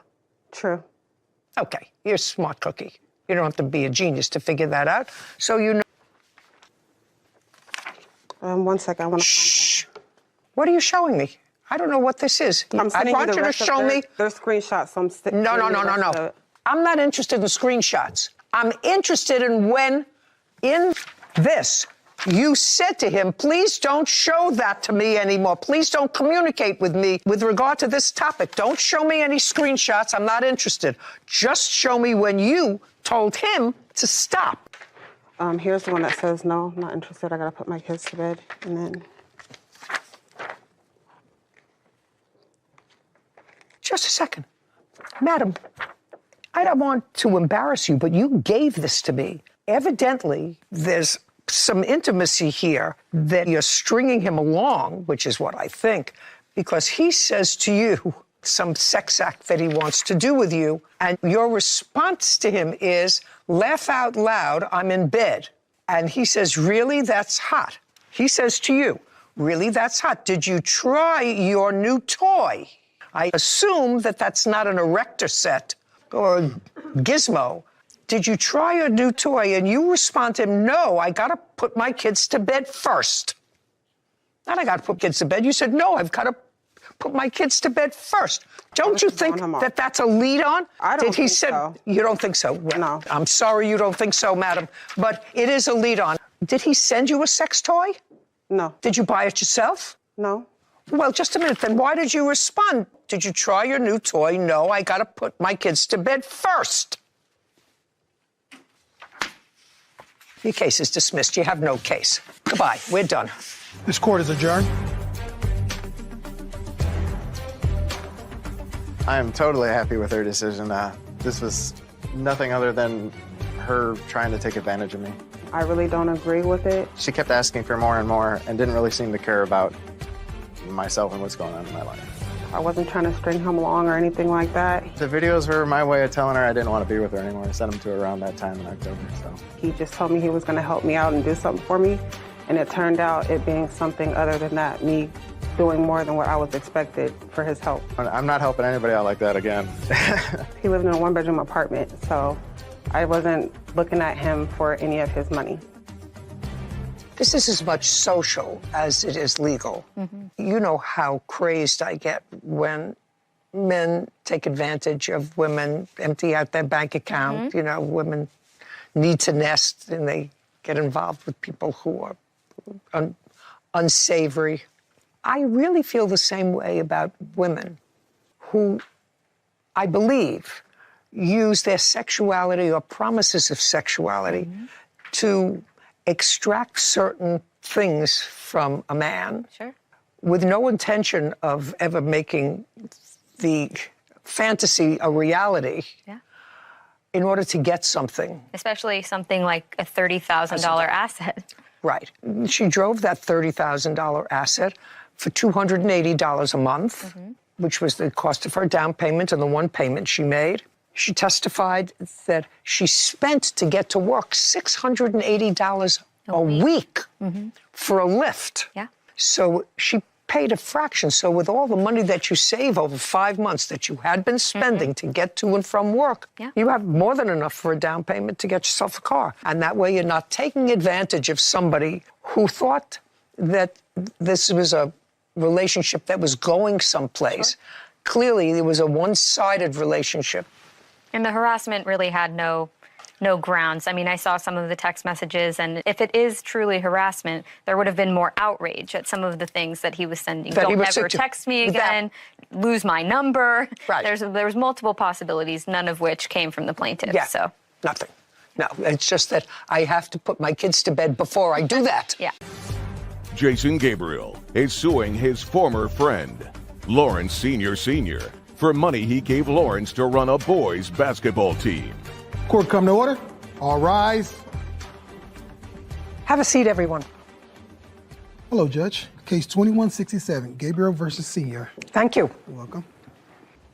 Mr. Gabriel, it's always exciting for me when I find a case that I can't relate to based upon my own personal experience. And this has to do with sports. Yes. And those people who know me know that I'm really a non-functioning American when it comes to sports. I understand baseball, but nothing else. However, I have a little bit of experience with people. So you have a son, that would be you. Could you stand up for a moment? Who's tall, now you can sit down, and who likes to play basketball. Yes, Your Honor. And he's been playing basketball for a long time. Well, most sports stopped at the start of the pandemic. And he was playing for a team. Yes, Your Honor. I know that I'm going to get fuzzy on this eventually. So far, I'm holding up okay. So he was playing for the team. The team closed down, as did most other things. And the pandemic is sort of winding down, and sports are coming back. And you wanted your son to play basketball because this is your senior year in high school? No, I'm a freshman in college, Your Honor. Last year, so this happened last year? Yes, I was a senior. So this happened last year when he was a senior in high school, and you wanted him to play because he enjoyed it and because you thought somebody would find him? A scout? Mostly the enjoyment, but there's always a chance for the scout. Okay, and you know, you're his father, and fathers always think that their sons are uber talented and maybe can be one of those quiet self-starters who turns out to be the hero on the basketball court. I have a grandson who plays baseball, and he plays baseball pretty well. Plays in college. His father follows him around from one game to another like it was a full-time job. I can relate to that. It is. Well, your son wanted to play. There was no team. The defendant was a basketball coach who you knew. Yes, Your Honor. Whose team was also the teams that he coached were also defunct because of COVID. So far, correct, Mr. Senior? Yes, ma'am. So at some point, you approached him and said, I'd love to start up this team again because I would like my son to play ball. He wants to play ball, and nobody else is doing it that I know of. What would it take to restart a team that could be part of a league or play other teams? You know. Yeah, you're right. You know. Yeah. Is that close? Yeah. You're close. You're close. Yes. Close enough. Yeah. Yes. Perfect. So you talked about an amount, and Mr. Senior said, I can start the team up for $8,500. Yes, ma'am. You, who wanted desperately for your son to play ball his senior year, said, I'm going to give you the money. You gave him $8,500. So far, correct? $8,200. It's $8,500, Your Honor. I have the check right here if you'd like it. Okay. If you have the check, cash it. So it's $8,500. The team only played one game or one tournament? No, it was actually four tournaments in total for that season that we played. And how many are you supposed to play? We had planned on 6 in total. 1 would be out of state or far away. No. How many games were supposed to be played by your son's team being coached by the defendant? So a tournament could have 3 games. And that takes over the course of a weekend, a Saturday and a Sunday. So a tournament could be 3 games. A tournament is 3 games. Could be 4 as well if you're successful. Okay, so you were supposed to have 4 tournaments? We were supposed to have 6 tournaments, and we did have 4. Okay, so you played most of the games? Yes. And then the team was disbanded? Yes. For whatever reason, may or may not be relevant. So how much money do you want back? You're suing him for $4,800. Right. Well, you know, math is my second non-strong suit. Yep. But if you paid him $85 and you played 2/3 or 3/4 of the games that you were supposed to play, why do you think you would be entitled to $4,800 back? Because I also fronted the money for the uniforms. Well, that was spent. And the graphics. Well, that was in spent. addition to the $8,500. I understand that, but that was all spent. The uniforms, the players got. Right? And they kept them? The players kept some, and the defendant has the rest of them. Okay. Do you want them back? I do not. Well, he'll give them to you back if you want them, because he's not using them. How do I know that? This is his team, his organization. It's a non-for-profit company. Okay, let's deal with it slowly. We're dealing with the math first. Do you have, Mr. Senior, do you have any of the uniforms? No, ma'am, I never collected the uniforms. He Did had you sole have? possession. What? Well, he had sole possession of the uniforms. So you don't have any uniforms? No, he's the one that handed them out. Okay. Did any of the players give them back to you? No, none of them gave. So you don't have any uniforms? He No. doesn't have any uniforms? Okay, but Your Honor, it didn't cost $85 to run the team, that's my. Just a second. Now, what we're talking about, sir, your $8,500 went to have 6 tournaments. You had 4 tournaments, right? Yes. Whether or not you get your money back is a whole other thing. But the uniforms were purchased. That you don't get back. The advertising, graphics were done. That you don't get back. But that's Whether it's not for my name 4 on or it. 6. That was his team's name on it. Doesn't matter. It's left. Correct. Oh, that's what you wrote to him. Yeah, and I was willing to give him the money that the kids had paid up front. No. There is roughly not the money that the kids paid up front, sir. You say to him in your text, after this was all over, because I assume that this is all over after the team was just banded, there is roughly $2,400 left. So I'm going to have to work out sort of a payment arrangement, if you don't mind, which means you didn't have the money, but it was left over and you spent it on something else. And it's here it says, use some fees to catch up on my mortgage. I assume that's your home mortgage. Correct, after the season was over. Well, you can't do that. You can't do that, sir. Do you understand? Okay, well, this acknowledges several things. It acknowledges that he used $1,500 to catch up on his mortgage, right? And that, according to you and according to your son, whether or not you took a fee for yourself, paying your home mortgage is a fee. Do you understand that, sir? I do. All righty.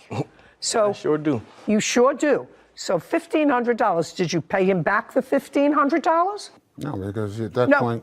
No, the answer is no. And you said even after the $1,500 that you used to pay your home mortgage, there was still $2,400 left.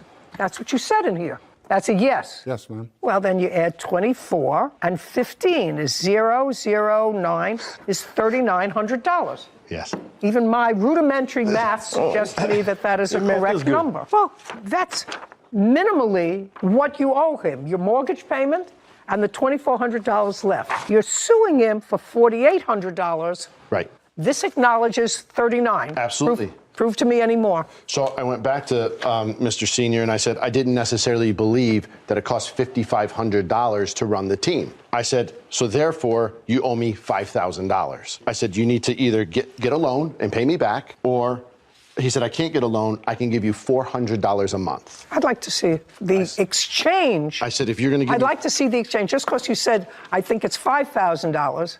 And this is where he says, I'd like to pay you back.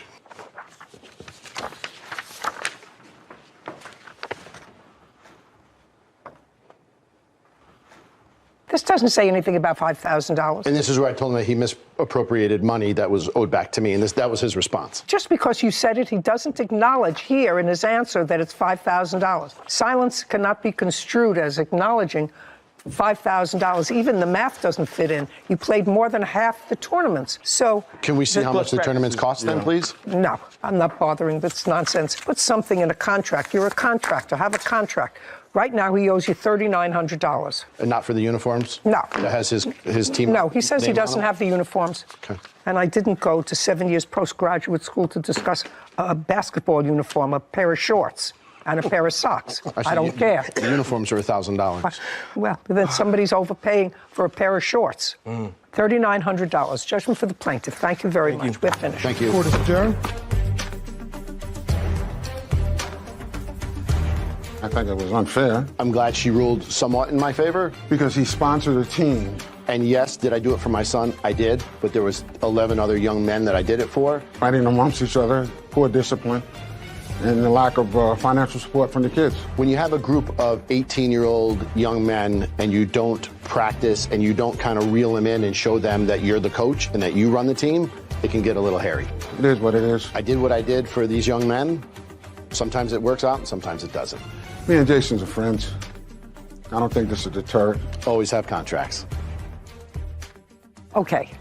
So I know that when we got the paperwork on this case that you really tried hard to give me to give me a rudimentary lesson in basketball. I did. Those years managing in high school really paid off today. So Yes, learned that's a right. lot. You managed. I did a basketball team, so I know a little bit about AAU. A lot of the kids that played at the school that I went to had previously played on AAU teams, so I kind of get What's the dynamic. AAU? Oh, Amateur Athletic Union, AAU. I never would have figured that. Me neither. So they played on a lot of AAU teams before coming to high school, so I know a little bit about the structure. And when I read it, it's a nonprofit organization that kids play in to get exposure, hopefully to move up to the next level of basketball. But to me, I read it as he was sponsoring the team for $8,500, sort of like how you see in Little League, you know, Johnny's Pizza across the front of the No, team's that uniforms. wasn't this. But this seemed like a different type of setup, and to go through the coach directly, I'm not sure the very specific structure of who gets paid and who doesn't, who sponsors and who doesn't, but definitely paying your mortgage out of an $8,500 that was meant to start a team seems a little outside. Yeah, well, it's scope. outside the box, especially since both he and his son say they do this without compensation. Mm-hmm. Well, you don't have to take money and put it in your pocket. If you take money out of that account and pay your personal mortgage, that's getting paid. Yeah. It was not a difficult case, and the text messages made the whole thing a lot easier. Now I know that there were 5 people on a court basketball from each team. Ryan Hastings is suing his former roommates, Peyton Kammer, for security deposits, personal belongings, and filing a false restraining order. Mr. Hastings, you and the defendant were roommates? I'm not quite understanding. Yes, correct. Clearly, whether you were roommates or in a relationship. What was it? It was just roommates. When did you start to be roommates? In September of 2020. Did you know each other before? Yes. How? We were just friends that met at a party and hung out often. Starting when? That was in December of 2019. And what made you decide to room together? We were both looking for a place to live, so since we both needed that, we found this apartment together. 2 bedrooms? Correct. And you moved in with animals, Correct. I understand from the complaint. Correct. Cats? Yes. How many? I had 2. I had 2. I didn't ask you anything yet. You had 2. And Miss Kammer had 2. Any other animals? No. So you started to live together during COVID. Correct. Were you working? Yes. Was Miss Kammer working? Yes. What was the rent on the apartment? It was $13.65. And you each paid half. Correct. So far, correct? Was everything okay in 2020? September, October, November, December? As far as rent? No, as far as the living arrangement. Oh, in 2020, yeah, we just had many squabbles, but overall, we were just fine. I'm going to ask you the same question. In 2020, everything okay? No. What happened in 2020? It was emotional warfare since I moved in with him. There was arguments with everything, even simple things like cleaning the dishes, just nonstop. I was terrified of him living with him. I couldn't bring anything up without it being an argument. Okay, so prior to moving in with Mr. Hastings, where did you live? With my parents. How old are you? I'm 21. Is this the first time you had an apartment? Yes. And how far away were your parents from this apartment? Probably like 10 minutes. If you were terrified, you should have moved home. I wasn't allowed to. You weren't allowed to? What difference does it make? His former friend, Lawrence Sr., owes him money after they started a boys' basketball team.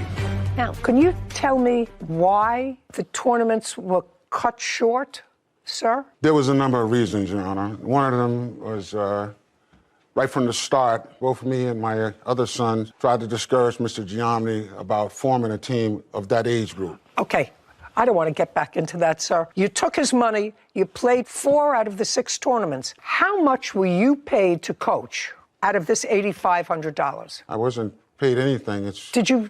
It's more of an administrative cost. What administrative costs? Scheduling tournaments, gyms, gas, transporting kids that didn't have rides. More than half the team was not supported by their family. At least one kid was Well, homeless. was there an accounting that you asked for, sir? Yes, that was my initial response to Coach Larry.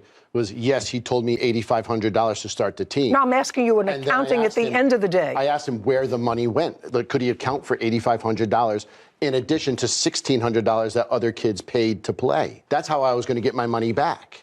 It wasn't just, I'm going to give you the money and you go do with it what you want. He told me it was $8,500 to start the team and I would get my money back. Oh, from what source? The kids pay to join the team. Okay. How many people were on the team? We had as many as 14, maybe 16 come through. To tryouts. They didn't play. I'm sorry.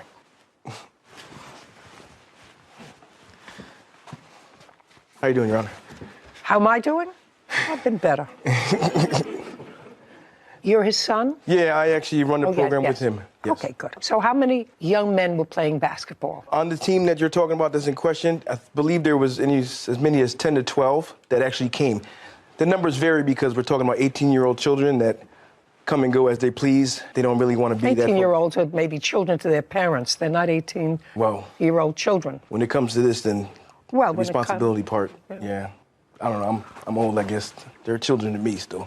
Sorry. What I want to know is, did you have a contract with him? A written contract? I did not. You just said, here's your $8,500 and I'll get my money back when the kids sign up and pay their dues. How much do they pay each to join the team? Coach Larry set that number at $600 per player. Is that correct? Yes, ma'am.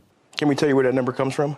Over the years, because we've been doing this for over 20 years, the average cost to run a team for a full season, we averaged it out to be about $600 per kid, because on a 10 to 12 man roster, 10 being the least you should have. How does he make money? We don't make money, I'm sorry. We don't make any money. So you don't make any money, you just do this for the love of the sport? He grew up in a basketball family, he's played basketball all his life. I've been in a sports family, my brother has, and we just love sports. So this is not a money-making operation? Not at all. We probably put in more money than we've made or put out in the program. I'm sorry. Go ahead, sir. Your Honor, I coach high school football. Actually, his son goes to the school I coach. So I was aware of him, and I also coach baseball. So I just don't, you're not going to make any money coaching youth sports if that's what everybody thinks. Well, I'm just asking you. No, I know that. I'm just asking you, because there is a suggestion here that some of that money was to pay you as coach. And I just want to know whether that is in fact correct, whether any of this $8,500 went to you. Not directly, no. Talking about gas. Indirectly to pay for gas and pick up maybe a that. car repair. I only had one car at the time. Okay. So Mr. me and Gabriel, my wife were retired. Mr. Gabriel, can you tell me if you have, since you have no written contract, yes. You have no written contract requiring anything. You're supposed to start up a basketball team, which he did. I assume you played, is that right? Yes, Your Honor. And you played in 4 out of 6 tournaments. Stand up next to your dad. Did you play successfully? I only played 3 out of the 4 tournaments. That's reasonable. We were is successful. that normal? That members, I don't even know how many people are on the basketball court at a time. 5 at a time. What? 5 at each team at a time, so 5 10 total. Yes. Well, if you had 10 to 12 kids, you what? What are you laughing at? I don't know. I tried to expose it to you before this case. I tried to put it on TV. I played the Lakers. So if I go back the up to Clippers. 2019, we met Coach Larry in 2019. I didn't just pick him out of the blue now. I didn't suggest that you picked him out of the So blue. my son Mr. played for Gabriel. him in the past. Mr. Gabriel, you don't look like the man that would give some stranger $8,500 to start up a team, not knowing him. Correct. Okay, I accept that. I just don't understand that are you a business person? I am. What kind of business are you in? I'm a contractor. Well, if you're a contractor. Yes. That I know. You have contracts. Absolutely. You're a contractor has contracts. And the contract that you do, you build homes or you build... I remodel homes, yes. Okay. So the contracts that you do lay out with specificity what you're going to do, what the materials cost are, what the VIG is on it, within a certain amount of play. But it lays out everything that you're going to do. You're turning over $8,500 to the defendant, and there is nothing in there that suggests that with any specificity what he has to do to comply. He had to start a team, which he did, right? Had to start a team, which he did, where your son played. Yes. Which he did. There were supposedly 6 tournaments, out of which 4 were successfully played, and your son played in 3 of them, right? Yes, Your Honor. So you should have been happy. Somebody got a chance to see him. Did anybody give you a basketball scholarship? I do play Division III basketball in Brooklyn. Good for you. There you go. Did somebody find you at one of these games? No. How were you recruited? I did multiple showcases, and I won in Connecticut in particular. He's a good player, Your Honor. He's a good player. And so I was found through showcases that I did by my own. Okay. But you played. And there was good practice. It was good. Yes. I don't know why it was disbanded after 4 tournaments. Do you? Do you? Yes, there was multiple players who did not want to play anymore because they were verbally abused by the coach and they just were fed up. And then there was other players that were let play for free and people just thought that was unfair. What do you mean with not play for free? Explain that to me. That they were just let on the team without paying. Oh, so some people were disturbed that some people paid to play and some didn't. Yes, Your Honor. Do you have anything that requires that they pay in a contract? That would be Coach Larry, that he does, and he passed out those to the kids. No, I'm asking you for your. He didn't put in $8,500. You did.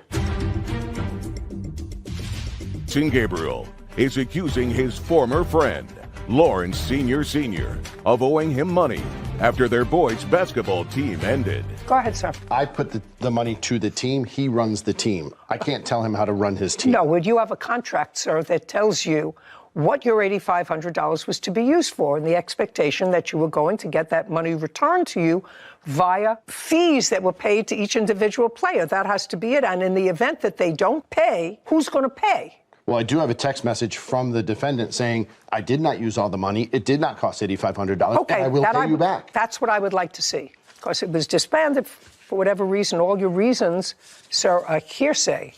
What is your first name? Gianni.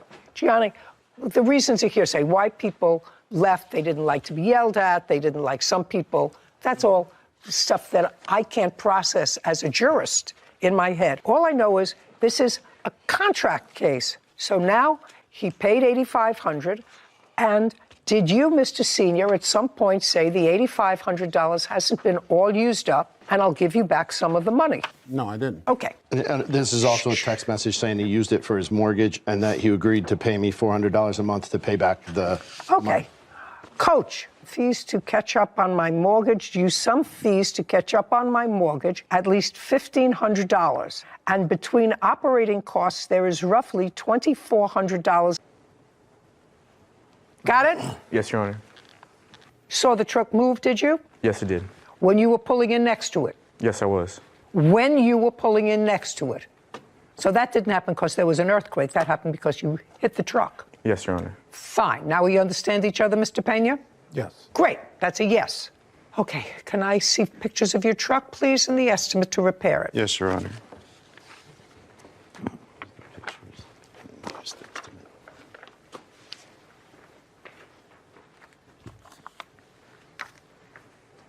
Have you seen the photographs? Yes, Your Honor.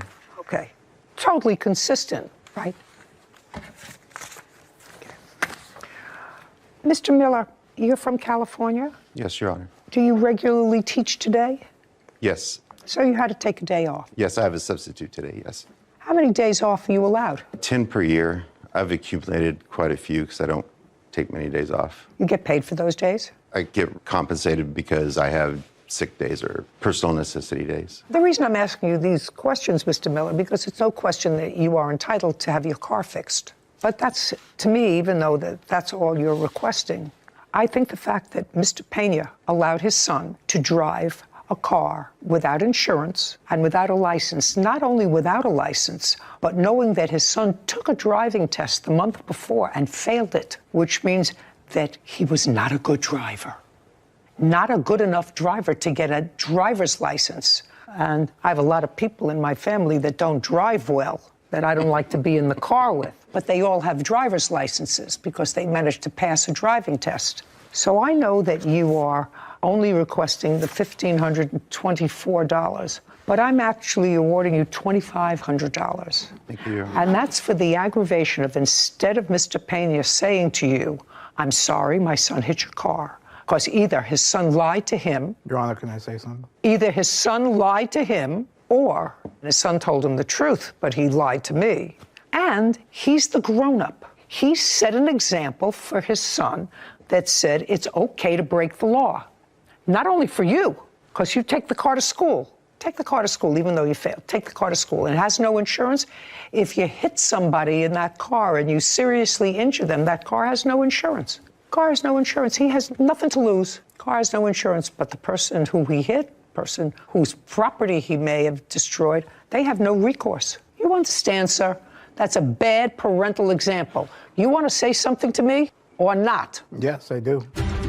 Dean Miller claims vehicle owner Robert Pena owes for damage after his 17-year-old son hit Dean's car. Go ahead. My thing I didn't like was how he got approached. I don't care whether you like it or not. That's what I didn't I don't care whether you like it or not. Did your son come home from school that day and say, I hit somebody's car? No, he didn't. No, he wasn't didn't. nowhere. And just a second. And when you asked him whether he hit somebody's car, what did he tell you? Just be careful. He said, I think. He felt just a intimidated second. by I think. the sheriff and him. I don't care that you didn't like it. I don't That's think not he as hit a his car. parent. That's not as a parent the lesson you should be teaching. First of all, you allowed your son to violate the law. You allowed it. And then, I mean, I would certainly know whether I caused that much damage. He knew that that car moved. So either he lied to you or you lied to me. And whether or not you liked the way the school official spoke to him or the sheriff spoke to him, that is totally irrelevant to me. That shouldn't be the takeaway from this. The takeaway from this is you're supposed to follow the rules. The rules are meant for everybody, and that includes you and your kid. Judgment for the plaintiff in the amount of $2,500. We're finished here. This court is adjourned. Police officer came behind me when I parked and accusing me that I'd hit someone. The school deputy saw the video, knew the car, so he approached the student. The person who I supposedly hit came out with a megaphone yelling at me. There is no megaphone, so I don't know where that came from. Telling me that I'd hit him. So I was kind of like freaking out. I didn't really know what to think. If it happened to me, he could hit someone else. And I didn't know I hit your car. Like, did I hit your car? Like, I didn't even know what to think. I could have sworn I did not. This was fortunate that it was just a parked car in a parking lot. It is time to get his license, yes, that's correct. It's time to get the car fixed and just get some closure on this. In our family, we would call that contact a love tap.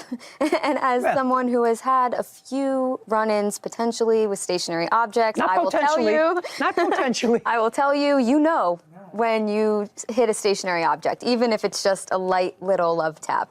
So I just thought it was outrageous that the defendants, father and son, they knew that there was a video and still took the position of, nope. Well, his father's position was, I didn't like the way they spoke to my son, and therefore, I'm not responsible. They shouldn't have spoken to him. I mean, he's 17 years old, but he looks like a man. He's taller than his father, you know. You have to take responsibility. But you have to take responsibility and not drive a car, especially. You failed a driving test. The most basic thing. I mean, you know, we have I will people... say, I did pass on the first try, so... Yes, but we have people in our family who actually did not. Okay, yes. And they will didn't not be drive... named. And they didn't drive a car. Yeah. Until they could pass a driving And test. their parents were the first ones to say, no. No shot until you Right. pass that test. Absolutely. So parents need to be responsible as well. Right. Case 2104, Birkeland versus Lefkowitz. All party, please step forward. Shannon Birkeland is suing her former roommate, Ian Lefkowitz, for unpaid rent and eviction costs. Ms. Birkeland, how long had you lived in your residence? Prior to the defendant moving in? Yes. 2 years. And how long did you live there with the defendant? A total of 5 years. You With lived the in the defendant, I'm sorry, 3 years. 3 years. This month would have been. And for most of that 3-year period, what kind of work do you know that the defendant did? Computer work and music producing. How do you support yourself, sir? I produce music. I don't do computer work. Produce music for whom? Various artists and brands and whatever. How long have you been doing that? Since I was 13 years old. How old are you now? 32. You have a corporation or an LLC? Not currently standing, but I do have one that is out of commission right now that needs to be reestablished. When was the last time you filed tax returns? Last April. Last April, yeah. And on your tax returns that you filed, how much did you indicate that you earned? I receive royalties from a company called, and they take my taxes out automatically, so I'm not sure how much. I'm asking you how much you reported your gross income was when you filed your tax returns in April. They come automatically, is what I'm saying. I didn't file them. They're paid for and filed automatically by the company that distributes my royalties. So is what you're saying you didn't file tax returns in April? I assume that they're filed automatically through this company that pays me. Mr. Lefkowitz, when was the last time you put a stamp on tax returns that you sent to the government? I do not know. Ever? You have to think. No, Ever? like I said, where I make most of my money, if not all my money, comes through a company called, which they take out the taxes automatically before paying me. So I've never filed through that. I just assumed that it was already taken care of in that way. You assumed wrong. Okay. Okay. There came a time, Mr. Lefkowitz, you lived there for 3 years, but there came a time when you stopped paying rent. Correct. And what was your rent when you moved in with the plaintiff? $1,200 a month. You had your own room? Yes. Bathroom? Yes. You moved in what month and year? 2019 in October. And as you said, most of your money comes from royalties, and I assume that's royalties on past work. Yes. And you've been existing on that for how long? 8 years or so. So how much do you make from these royalties? You pay $1,200 a month rent, you have a car. Mm-hmm. Uh-huh, it's not an answer. Yes. You have a how car. much do I make? So you have a car, you have insurance. Yes. What kind of car do you have? I have a Honda Clarity. What year? It's a lease. It's a 2021. And how much do you pay a month for the lease? $395. Does that include insurance or does it not include It insurance? does not include insurance. So you pay an additional how much for insurance? About $350. So you spend $700 a month for your car. Correct. And let's get back to, you moved in October of 2019, your rent was $1,200 a month. And you lived there until when? Until about 2 months ago. So September 4th or 3rd is when I moved all my stuff out. And when was the last month you paid rent? That would have been in December of 2021.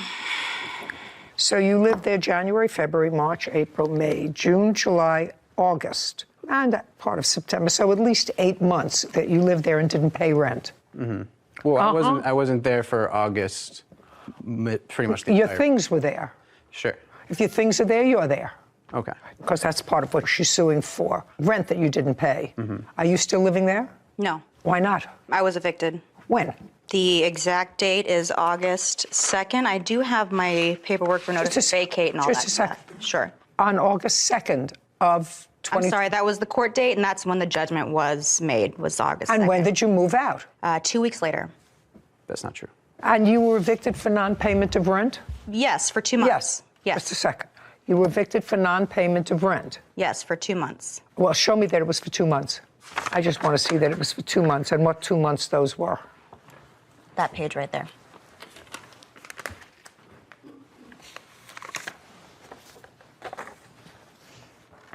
No, you didn't leave until, let's say, September 1st. That sounds more like it. You didn't leave until September 1st. I'm sorry, Your Honor. I did mistakenly speak. I do remember that the judge... Don't tell me what the judge said. I'm asking you when you left. Gave me 6 weeks from that date of August 8th. So I left September 8th. And you left at about the same time. I left prior, but I called my neighbor at... Just a second. Yeah. You left at about the same time. A few days before. Fine, that's at about the same time. She actually left after that. I talked to a neighbor that said around the 14th that she was still there. You can't tell me what the neighbor said, sir. You're That's why I correct. stopped you before. In Berkland claims her former roommate, Ian Lefkowitz, is responsible for unpaid rent. Okay, this eviction notice is dated May 26, and it says that you didn't pay April or May. Correct. But both of you lived there in June. Did you pay June? Yes. Show me proof.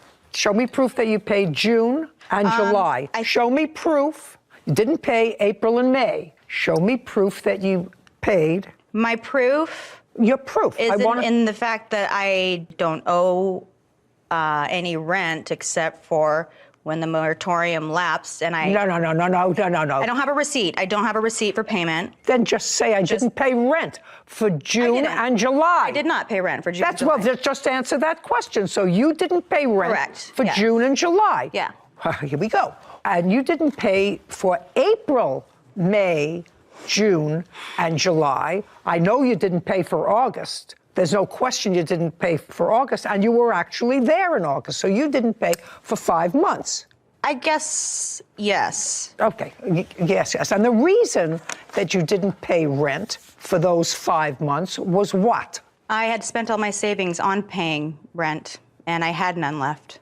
I paid as much as I could supporting him. Just a second. The best I could, and I... What happened is you both sort of took advantage of this rent moratorium. Not true. Well, if you didn't pay rent for April, May, June, July, and August, what were you doing? Waiting for him to pay his rent because I couldn't afford to pay for my station. Just a second. Yeah. You didn't pay any rent. You didn't say to the landlord, I have a roommate. I can't take care of him. I'm giving you my half of the rent. Well, I know there's a moratorium for COVID, and the government shut my business down. That's what he says. I knew that I had protection. That's what he says. He's saying the exact same thing you are in his answer. Did he go to court and do the paperwork and do the filings and Who cares? And I do. Who cares? I don't. Each of you seems to be living. You operate your hair business out of your house. In addition to another business, yes. Whatever. You operate your hair business out of the house. He operates, I don't know what he does, but I know he's 32 years old, supports himself, spends $700 a month on a car, spent for a long time $1,200 a month rent, and can't remember the last year or the last decade that he filed tax returns. So whatever it is, this is your problem, Miss Birkeland, and this is what I actually didn't understand when I read your complaint, because what you're looking for is 8 months' rent from him. Correct. You didn't pay the rent. I shouldn't be evicted. I asked him to leave every month that he didn't pay me. Should have read a cutter. I had a business as a hairdresser, and I went out to rent a station, and I was out for 4 months to pay for a station. It doesn't matter. Because I wanted to go back to be my nice space that I had created for myself, and I've worked my butt off for, and my clients liked. I wasn't getting paid rent for his room. I wanted to move my studio into his room and make it my hair salon. So I can have 2 businesses now out of my home. I have 0 income, 0 businesses. My life has not been easy. And this home was the one thing that I've worked my ass off for. It's the only thing in life that I loved besides Miss Birkeland, did you say to your landlord, yes, I have a roommate. Yes. He's not paying me his half of the rent, but I want to show you in good faith, I am going to give you my portion of the rent. You didn't do that. Yes, I did, Your Honor. Well, show me.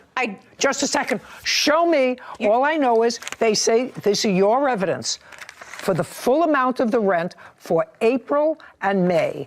And I know you didn't pay June, July, August, and September. I know you didn't pay that, so I'm asking you, just show me some proof, Miss Birkeland, that you said to your landlord, who is also in business of renting space for which they are requesting rent paid in a timely fashion, and then they've got 2 people who decide, well, we have a rent moratorium. I'm not in any worse position now than before, so I'm just not going to pay rent. Your Honor, I was... Just show me that you made partial payment to the landlord for April, May, June, July, and August. I don't have that because I was protected under the law. Okay, good. And so is he. Wait, Your Case Honor, is wait. dismissed. I We're have finished. One question Goodbye. Goodbye. Listen, I can prove you to two you are so. that You're I just. attempted You're to just. pay full rent. After You he two. was gone, and I was able to bring my business into the house. You two are soulmates. You both relied. No, Your Honor, I'm sorry. Out. This court is adjourned. Soulmates. You both took advantage of a law, and you both lost. Goodbye. I have nowhere to operate both of my businesses. I created one during COVID. We both exercised our rights under California tenant laws. Which I would have had I had a room that he wouldn't leave. You know, that's just what it is. Every month I pleaded with him. It never happened. I cried, I fought. She never asked me to leave crying, approached me, nothing. If it can be helped, don't have a roommate. I'm glad you didn't give her any money. But if you were going to award any money in this case, it should go to the landlord, because the plaintiff did the exact same thing using the exact same legal loophole that was created during COVID for people who really were struggling and not being able to afford their rent. And now she sues him for doing the exact same thing that she did. So the landlord is really the only one out here. That's correct. Yeah. And if you could write a check to the landlord, that would be fine. But the landlord isn't a party. I have a feeling that there are a lot of very small landlords, you know, not people that own giant buildings, but people who have you know, their real estate businesses are small. They may have 2 or 3 or 4 apartments that they rent. They maintain them, whatever. She was living there for a while, clearly happy with the situation because she lived there for 5 years. Well, why just not pay your rent if you're still doing hair in the apartment? That's a business. That's what you're doing. He's still collecting his same royalties, which he thinks somebody else should be reporting on their tax return. I don't know. People have to really grow up. I'm getting so losing my patience so quickly. Maybe I'm losing it a little young. Maybe. I think I'm tarnishing you. Audrey Stevens is suing her neighbor, Heather Stevens, for vet bills and pain and suffering after a dog attack. Court come to order. All rise. Have a seat, please. Hello, Judge. Case 2139, Stevens versus Stevens. Thank you. You're welcome. Although your names sound the same, they're spelled differently, and you are clearly not related based upon this case. You live in the same general area. Yes. Okay. Could you step up? Tell me your name. Emily Feringer. This is your daughter? Yes. How long have you been living in your house? 8.5 years. How old are you? 22. Tell me what you do. I work at a bakery right now, and I'm a full-time college student. Where do you go to school? Idaho State University. You were out walking the family dog. Yes. Family has one dog? Just one, yeah. What kind of dog? It's a miniature schnauzer. Weighs about 10, 12 pounds? Yeah, around there, 15-ish. How old is the dog? He is 9. You've had him since he was a puppy? Yes. This case has to do with injuries that your dog sustained.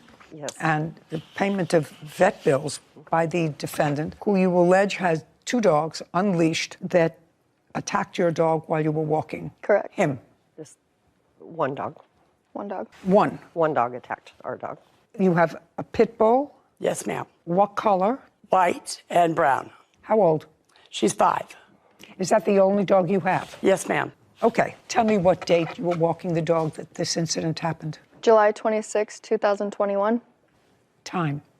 Around 8 p.m. Dark? No. Still light out? Yes, ma'am. Were you walking in the neighborhood? I was walking down the sidewalk, and I passed the defendant's house, and I reached the end of the sidewalk. Your dog's name is what? Jax. On a leash? Yes, ma'am. Do you always walk the dog on a leash? We do. Tell me what happened. I was walking down the sidewalk, and I reached the end of the sidewalk. I was about to cross the street, and... Do you have a picture or diagram? I do. I have where a this diagram. happens? May I see it, please? Oh, okay. There it is. Would you go over to the diagram so that you can point directly and I can understand where this happened? I was standing right here, and I noticed the dog come up on my left side. On your left side? Yes. Did you notice from where the dog came? It seemed to be out in the street when it approached me. So it didn't come from the defendant's house, it came from the street? Yes. It had been on the left-hand side of me. And then the pit bull latched onto my dog on its leg. What color pit bull? Brown and white. Was there any fighting or a scuffle before? No, ma'am. It just ran up to me, and it latched onto my dog's leg, and it picked my dog up and was yanking it around in the air. And it was very loud, and my dog was squealing a lot and crying out very loudly. So I yanked his leash so that I didn't have to bend down and get hurt myself. And I picked him up and I ran back. So you yanked him up by his leash? I did. Okay. Did he have what kind of a collar on? A regular collar or one of those harnesses? We have both, so I'm not sure which one he was wearing at that time, but I believe he was wearing the collar. Just the collar? Yes. So you lifted him up by the collar? Yes. Did you see where the dog went? I do not remember. I think the pit bull ran back into the defendant's household. But you're not sure? I'm not sure. What did you do next? We took the dog to the animal hospital. Okay. You can go back now. Stand close to you. Had you ever seen this dog before? I have. Where had you seen the dog before? I've seen the pit bull in multiple places around the neighborhood. I've seen it across... That same dog? Yes. I've seen it across the street in that across the street neighbor's yard, and I've also seen it in my yard, and it's also been next to my chain link fence before. Did you or you, Ms. Stevens, ever have a conversation with the defendant about the dog being unleashed? I have not spoken to her at all. For how long have you seen her unleashed dog out and about? Probably about 10 times. Have you ever said anything to your mother about seeing this dog outside? I have. Okay. I'm listening. Yes, ma'am. May I show you on the diagram? Thank you. Absolutely. Okay. First of all. No, don't tell me first of all. Okay. Were you there at approximately Yes. 8 p.m. Yes, I on was. July 26th? Correct, I was. Okay, where were you? Show me where you were. I was right here. I was loading a fridge into my home. I had my dog right here in the middle of the driveway, chained to the fence, okay? She came from across the crosswalk here, because I have a witness as well to show. She came from the crosswalk with her dog in front of her. She came across right into my driveway. The dog went into my driveway, and my dog went up to her, and they began to fight. You're going like this. Yes. You're going like this. I don't want you to go like this. Okay. So your dog was on a chain. Yes, ma'am. A chain that extended almost to the end of your driveway. Correct. So show me exactly with your finger. Okay, yes. Where you say this confrontation between the pit bull and the schnauzer took place. Right here, ma'am. Well, you're pointing to about a foot. Well, now you keep moving your finger. Right here. Audrey Stevens claims her neighbor, Heather Stevens, owes for vet bills after her dog was injured by Heather's pit bull. Now you're moving your finger. So you're saying it's right at the end of your driveway. Yes, ma'am. Just a second. It was up further 5 seconds ago. Okay, now my dog was right here, ma'am. Yeah. The fight occurred right here. Well, now your finger is at a different place, madam. Well, I'm just letting you know your finger moves up the driveway. Right, I'd say right here. Okay. Yes, ma'am. You know that I don't believe that. I know you don't believe that, You, Honor, but you that's know, what happened. you know that I don't believe that your dog hasn't been out and about in the neighborhood. Do you know that I don't believe that? I don't think she's lying to me that your dog's been out and about in the neighborhood. Unleashed.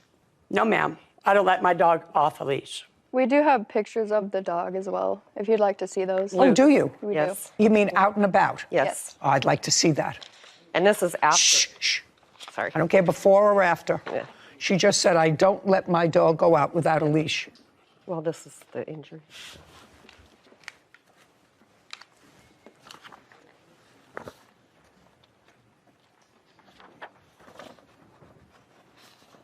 Ms. Stevens, these pictures belie the fact that your dog is out, leashed only. Do you want to see the photograph? Yes, ma'am, please.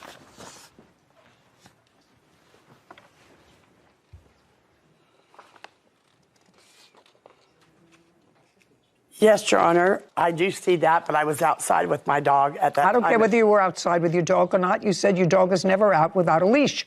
That's not true. That's not true. Were you a witness to this? Yes, ma'am. Be very careful. Do you understand? Yes, ma'am. Tell me your name. My name is Karen Brennan. Are you a neighbor? No, I am a friend. A friend of whose? Of Heather Stevens. Go ahead. Well, on that day. On what day? On July 26th, I was helping Heather with the fridge. With what? With the refrigerator. And I was approaching the driveway. Just a second. You were helping her with the refrigerator doing what? Bringing the dolly out so it can be moved. Bringing the dolly out from where? From the side of the house. And? And I looked over and I saw the little dog and it caught my eye. You saw what? The little dog. And it caught my eye because every time before, anytime I put the dog out, Miss Stevens' dog, that little dog, if it was in the backyard, would continually bark it. Just a second. Did you put the dog out that day? No, I did not that day. But I recognized the dog. So you did not put the dog out? No. That day? Not that day. Okay. What time did you get to Miss Stevens' house? Mid-afternoon. What's her dog's name? Lily. Was Lily chained to the fence all afternoon? When we were... Was Lily chained to the fence all afternoon? That's either a yes or a no. When you were there. That's either a yes or a no. Was Lily chained to the fence all afternoon when you were there? You said you got there mid-afternoon. This happened at 8 o'clock. Was the dog chained to the fence all the time you were there? Yes or a no? Or I don't know. No. No. Where was the dog? In the backyard. Until what time? Until around 7-ish or so. I don't know the exact time, but it was mid-evening. Okay. And what happened at that time when the dog was moved from the backyard outside of the backyard? Who moved the dog? We went to go get the refrigerator. No. Who moved the dog? Heather did. She took the dog from the backyard. Yes. Just a second. To the backyard to the driveway, to the driveway, because that's where she pointed out that the dog was chained to the driveway fence. Yes. When we came back we went to go get the refrigerator. Just a minute. Well, you didn't tell me, so you left the house. Yes. What time did you leave the house? Mid-afternoon. It was like... What time? Approximately 4 or 5.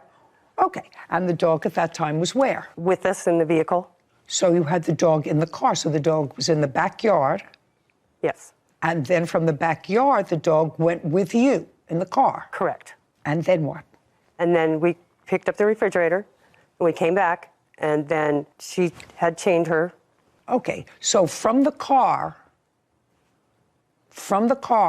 the dog went to the fence, which is chained sort of midway up the fence, according to the defendant. Sort of midway up the driveway. Correct. Is where she chained the dog. Correct. Is that correct? Correct. Then where did you go? And then I went to go get the dolly and bring it around so we could get the fridge Okay, out. and where did Miss Stevens stay? She was in the driveway. And it was when you were coming out of the backyard that you saw Miss Stevens in the driveway? Yes. And saw the little dog? Yes. She was in the driveway. Was she next to the dog? Go over there and point out where she was. Would you in the driveway? She was... She, Miss Stevens. That Miss Stevens, yes. Your friend? Yes. Was right in the middle of the driveway, near where the dog was chained? Yes.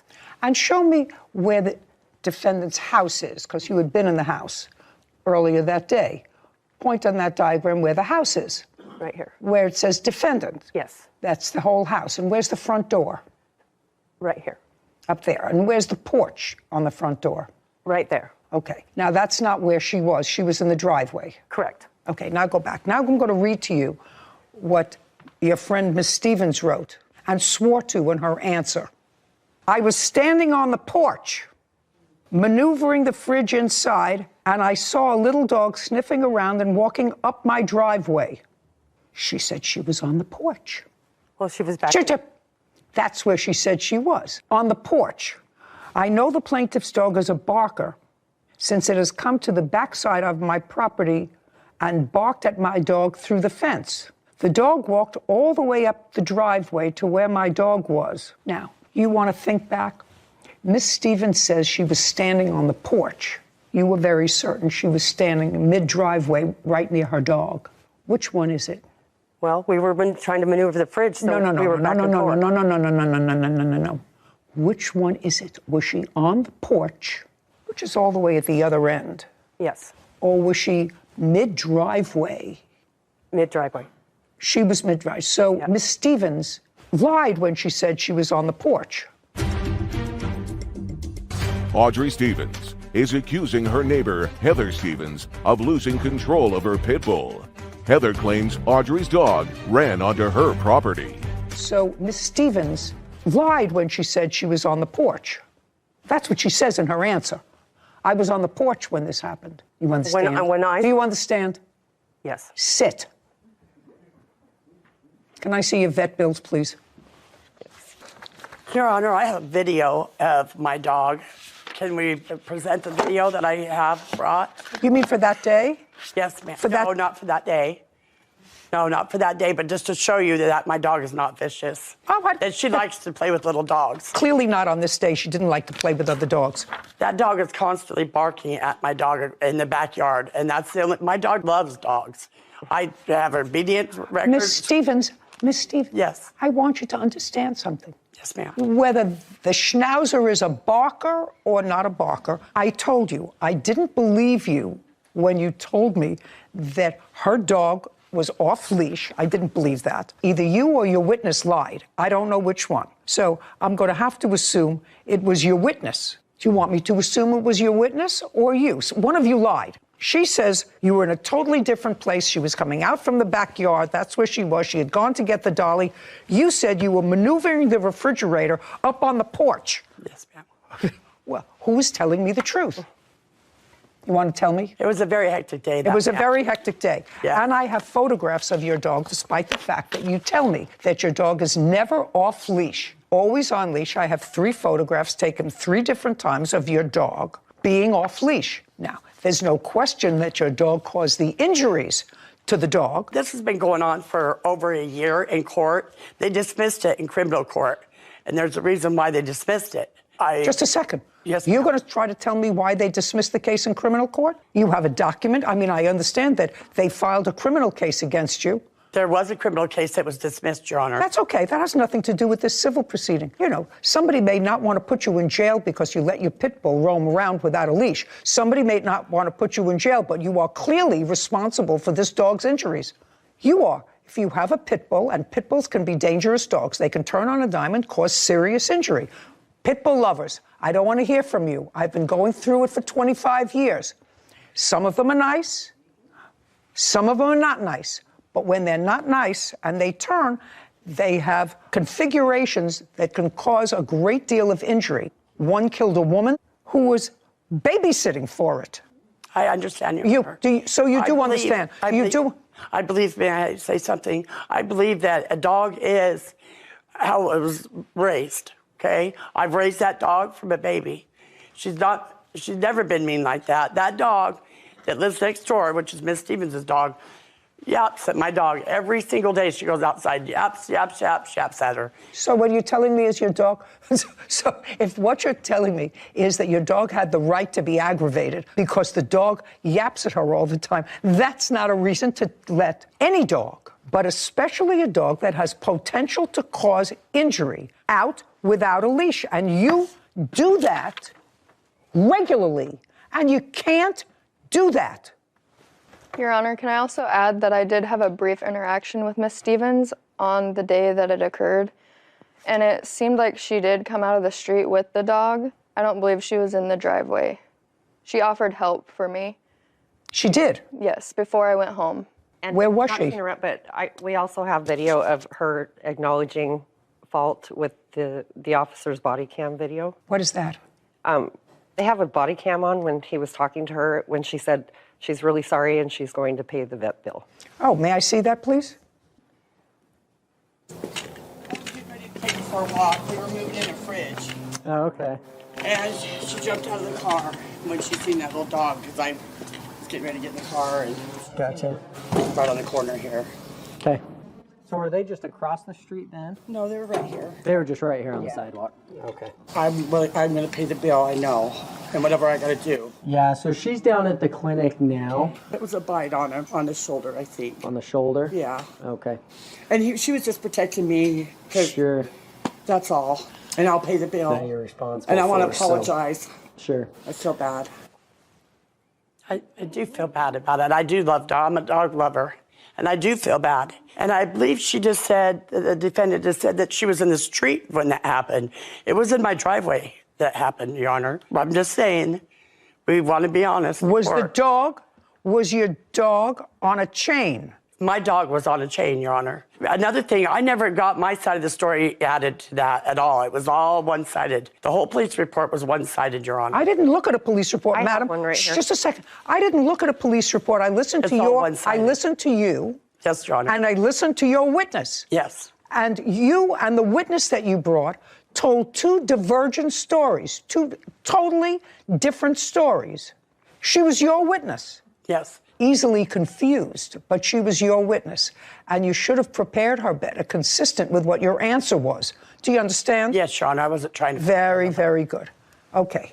Pain and suffering, unfortunately, is not yours. If you had had injury to yourself, and I think that the law is a little crazy there, but we can gauge pain and suffering for an animal. Anyway, your vet bills were $435. Your Honor, we just added that just because, I understand. Blatant disregard and the dog's still out all the time. Oh, no, excuse me. The total with tax was $441. Judgment for the plaintiff. Thank you very much. Thank you. This court is adjourned. It's been a struggle just because of how long it's been going on. It was a crazy day. The dog almost got to our dog's leg bone and broke it. Because the dog is always japping at my dog. It was pretty scary. So it surprised me that that happened. He was bleeding and everything. She's not vicious whatsoever. We ran him up to the hospital. The animal control never came to my house. I had a feeling that Judy would see right through her, so. I love dogs, and I felt sorry for the little dog. I'm happy about the settlement and how we got our money. I'm not even going to get on my soapbox with regard to dogs that are potentially dangerous. There's no question that this lady has a dog that she's had from a puppy, and the dog has never caused her any difficulty, but there's also no question that she lets that dog out without a leash. I mean, they had proof of different occasions of the dog out and about. After this after this incident. After this incident. So you can, I think that's also a great lesson, that you can feel bad and be an animal lover and want to take care of the bill. But if you don't take any subsequent remedial measures to fix your bad behavior that caused this great deal of injury, then I don't really believe you that you feel sorry or that you're a dog lover. Because, well, that's an interesting perspective. Yeah, I mean, you knew what you had to do to ensure the safety of the dogs and other people in your neighborhood, and you chose not to do that, so.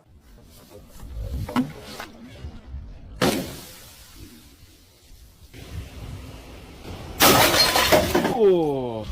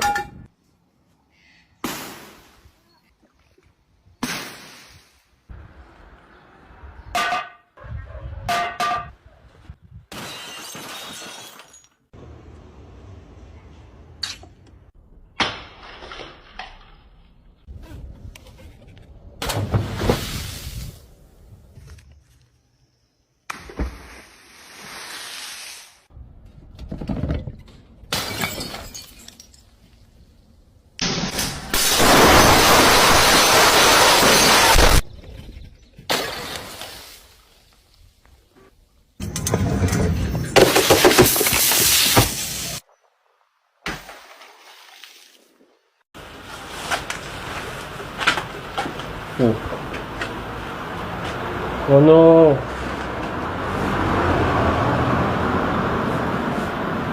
Oh.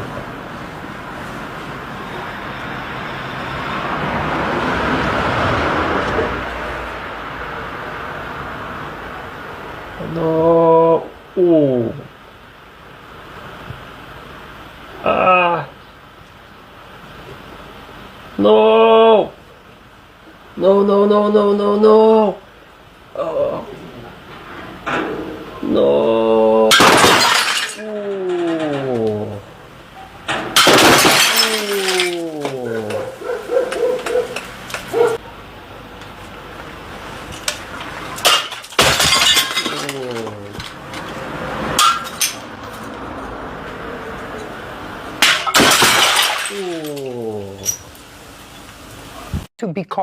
Because I wasn't allowed to live with my dad and stepmom because they moved into a 55 and over neighborhood. When? If you tell the truth, you don't have to have a good memory. They moved in a little after I moved into my apartment. I moved into my apartment to prepare for them moving out. I just don't want to hear drama. If you had fights over who's going to clean the dishes, I don't want to hear terrified unless you're terrified. And if you're terrified and you're 21 years old, you go back to where you came from, to your parents' house. If you're terrified, may not have liked it, but that's just kid drama. So, squabbles in 2020. Your lawsuit says that she disposed of your belongings. She filed a restraining order. Yes. As a result of the restraining order, you were evicted from the apartment. Yes. It was a false restraining order. You hired a lawyer to appeal the finding of the judge. Yes. That you had harassed her because this restraining order was based on harassment. Yes. May I see a copy of it, please? I have a copy of the restraining order. Of the order or what it was based on? It said it has the whole thing. It says what it was based on. Yeah, I see what she has. It doesn't look like it was what it was based on. You do a write-up of what it was based on. On the front page, in a little box, it has a little description of what happened. Okay, so the judge who heard this case, and I'm assuming everything in this write-up is true, On the above date, which was the 7th of September 2021, on the above date and time, defendant and the plaintiff engaged in a verbal argument over household chores. The defendant then made comments to the plaintiff that he would go crazy on her and raised his fist. The defendant stated this multiple times and started shaking in anger, causing the plaintiff to be in fear for her life. And you had a hearing on this? Yes. You had a hearing on this. You told this to a judge? Yes. Yes. I want you to tell me what you told the judge, or did you tell the judge anything? I told the judge that I was raising my voice, but I was standing a good amount of distance away from her at the time, and that I was shaking because I wasn't being listened to, and that was it. There was no physical interaction there, only verbal interaction. His former roommate, Peyton Kammer, owes for a security deposit and personal belongings. Peyton is countersuing for rent and emotional distress. Now, tell me, did the judge say to you, how would you describe shaking in anger because you weren't being listened to? Can you repeat that question? I don't know how you were shaking. You mean you... I was shaking as in I was shaking just because I was angry. I wasn't being listened to. I was trying to keep my composure. So I was just shaking. Well, that would frighten me. Actually, I don't know whether I'd put you out of your house, but that would frighten me. Mr. Hastings, where are you living now? I just moved into a new apartment. With whom? Myself. Better? Yes, and my cats. Perfect. Yourself and your cats. Great. No, I'm going to tell you, Mr. Hastings, if that happened to me with a man who was larger than I was, that might frighten me if he appeared out of control. So I'm dismissing that part of your complaint, which seeks damages for a false restraining order. Okay. What you actually just testified to me, and I took everything that she said in her complaint against you. I didn't even have to ask her. I wanted to know what you told the judge. Of course. Then it was a reasonable issuing of a protective order, just to make sure that it appeared to me what you were testifying to is that she couldn't tell the difference whether you were composing yourself or whether you were out of control. Okay, so it was... May I interject and just say that the restraining order was repealed and remanded, saying that the court did not find sufficient evidence to impose the order. And whether it was or not, I don't care what... I'm not sitting as an appellate court. Okay. I'm sitting as a trier of fact for the first time in your civil action. And what you told me, in my judgment, was sufficient for a judge to say, you know, I don't want to preside over an assault case or a homicide case. This guy says he was shaking. She says he was shaking in anger. You say I was shaking to try to maintain my composure. Well, I'm not going to worry about them. Let him go find someplace else to live, which is what he did. So I think that that's reasonable. Money owed for return of security deposit. Now, he was put out of the apartment. He put in security deposit. Correct. And he was put out of the apartment. How much security deposit did he put in? $682. Are you still living in the apartment? I am. Okay. When he moved out of the apartment as a result of this restraining order, was there any damage in the apartment that he caused? No. Then you have to give him back his $682, because any damage that would have resulted since he moved out would be your damage, okay? That's fair enough. $682, that's your security deposit, sir. Return of belongings. Okay, so when you were told that you had to vacate the apartment, tell me what belongings you left in the apartment which you think she still has, which belong to you. I do not believe she has anything of mine left in that apartment. Well, what do you think she owes you for? I am seeking the money for those items because they were thrown away. What items? So I had a bed. Just a second. Yeah. You had a bed and there was a major flea problem in the apartment as a result of your cats. Correct. Okay, she threw away the bed. What else? Okay, there was a Nintendo Switch. Do you know what that is? Nintendo Switch? I never found that. I believe he took that the night with him. Okay, she didn't have it. She didn't throw it away. What else? I also had a hookah that was in there. What, a hookah? Yeah. Do you have his hookah? No. Go. What's next? Okay, if you have to think about it that hard. I'm sorry. Sir, we're finished. She owes you back your security deposit. Okay. That's $682. You have a counterclaim. Most of it is nonsense. You counterclaim for emotional distress. Forget that. Only one emotionally distressed usually in this room is me. Money owed for the month's rent, for a final month's rent. What is that? He didn't pay the month of September. He was late on it. The month of September. But that would have been the $682. Was he there in September?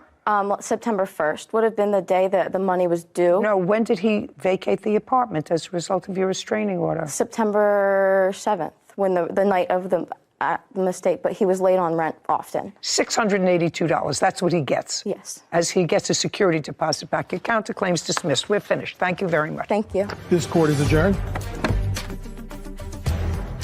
I don't really disagree with anything. Everything went perfectly the way I would have hoped it went. I'm glad I got my security deposit back, but I could have definitely been compensated for the items that I lost. I mean, he got a little money out of it, but way less than he thought he would. It's a good day. Sometimes I can get anxious, but I would not hurt anybody physically. I hope he gets some help. Me and my cats are the best trio.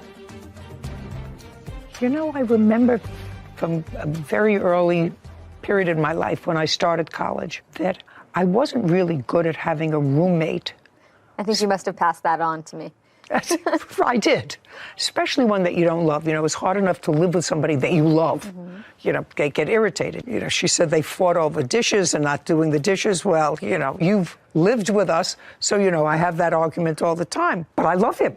Yeah. It's very hard to deal with somebody schmutz that you don't love. Got to be careful and pick someone you really think and cross your fingers and toes. Actually, Sarah, I don't think you should pick anybody. I think that what you should do, if you can, is live in a shoebox by yourself, if that's all you can afford. Yeah. You know how many roommate cases we've done just in the last couple of years? All with stress and aggravation intertwined immensely. Immensely, and that's without romance involved.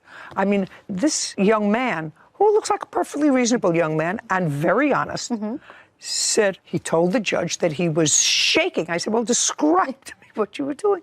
And he shook.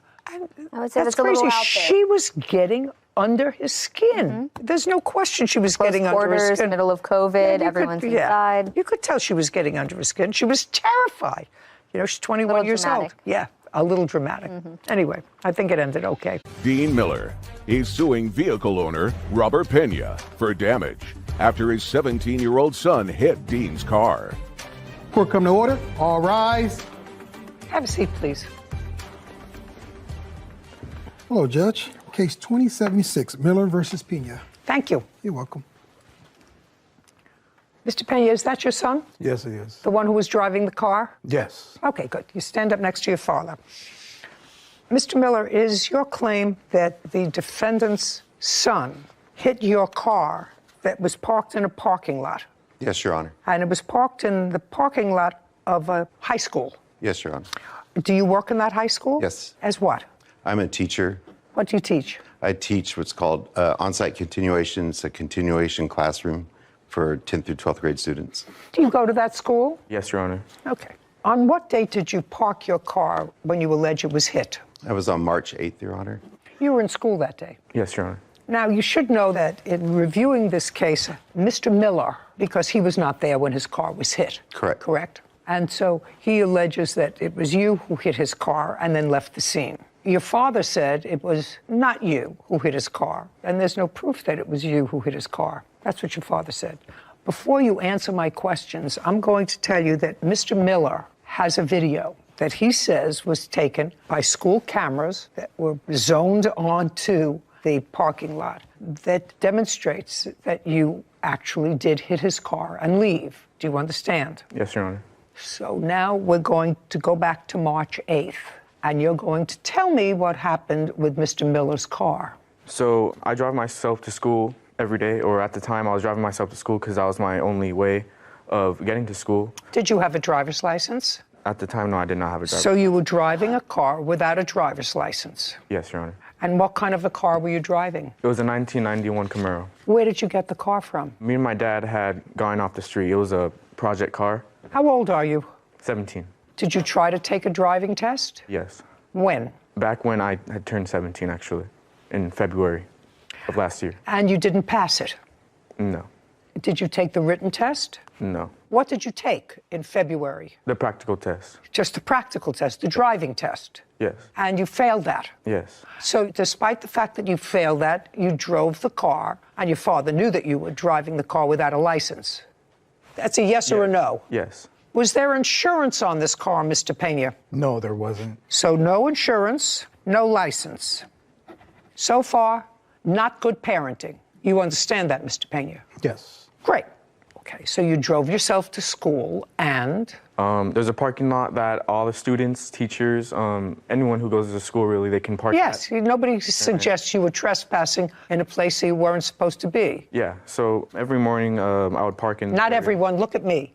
That day, Mr. Miller's car. Yes, Your Honor. That day, March 8th, I came to school as usual and I parked in my area, and then one of the on-school deputies that the school has, he pulled up right behind me as I parked, and he asked me for my information, he asked me for my name, my school ID. I want to know what happened with Mr. Miller's car. Oh, nothing happened with Mr. Miller's car. So what you're telling me is that you did not hit Mr. Miller's car. Is that what you're telling me? Yes, Your Honor. What car were you driving that day? 1991 Camaro. What color is it? Red. How long have you been going to that school? It's my 4th year going. How many other people drive a 1991 Camaro? Red. Nobody. Nobody. And so I'm going to watch this video. Sarah, do we have the video? I have it. So, wait, you'll see it. Okay. You had a truck. Yes, ma'am. Okay. Okay. So there's no question you hit the truck. Do you want me to show you the video? No, Your Honor. Well, if you don't want to see the video, that's because you told me a lie. Oh, yes, I'd like to see the video. Absolutely. Going to watch very carefully, you pulling into a spot and the truck moved as you were pulling in. Have they shown you the video, Mr. Pena? They showed me a different version of that video. Well, I've just seen the version that I saw.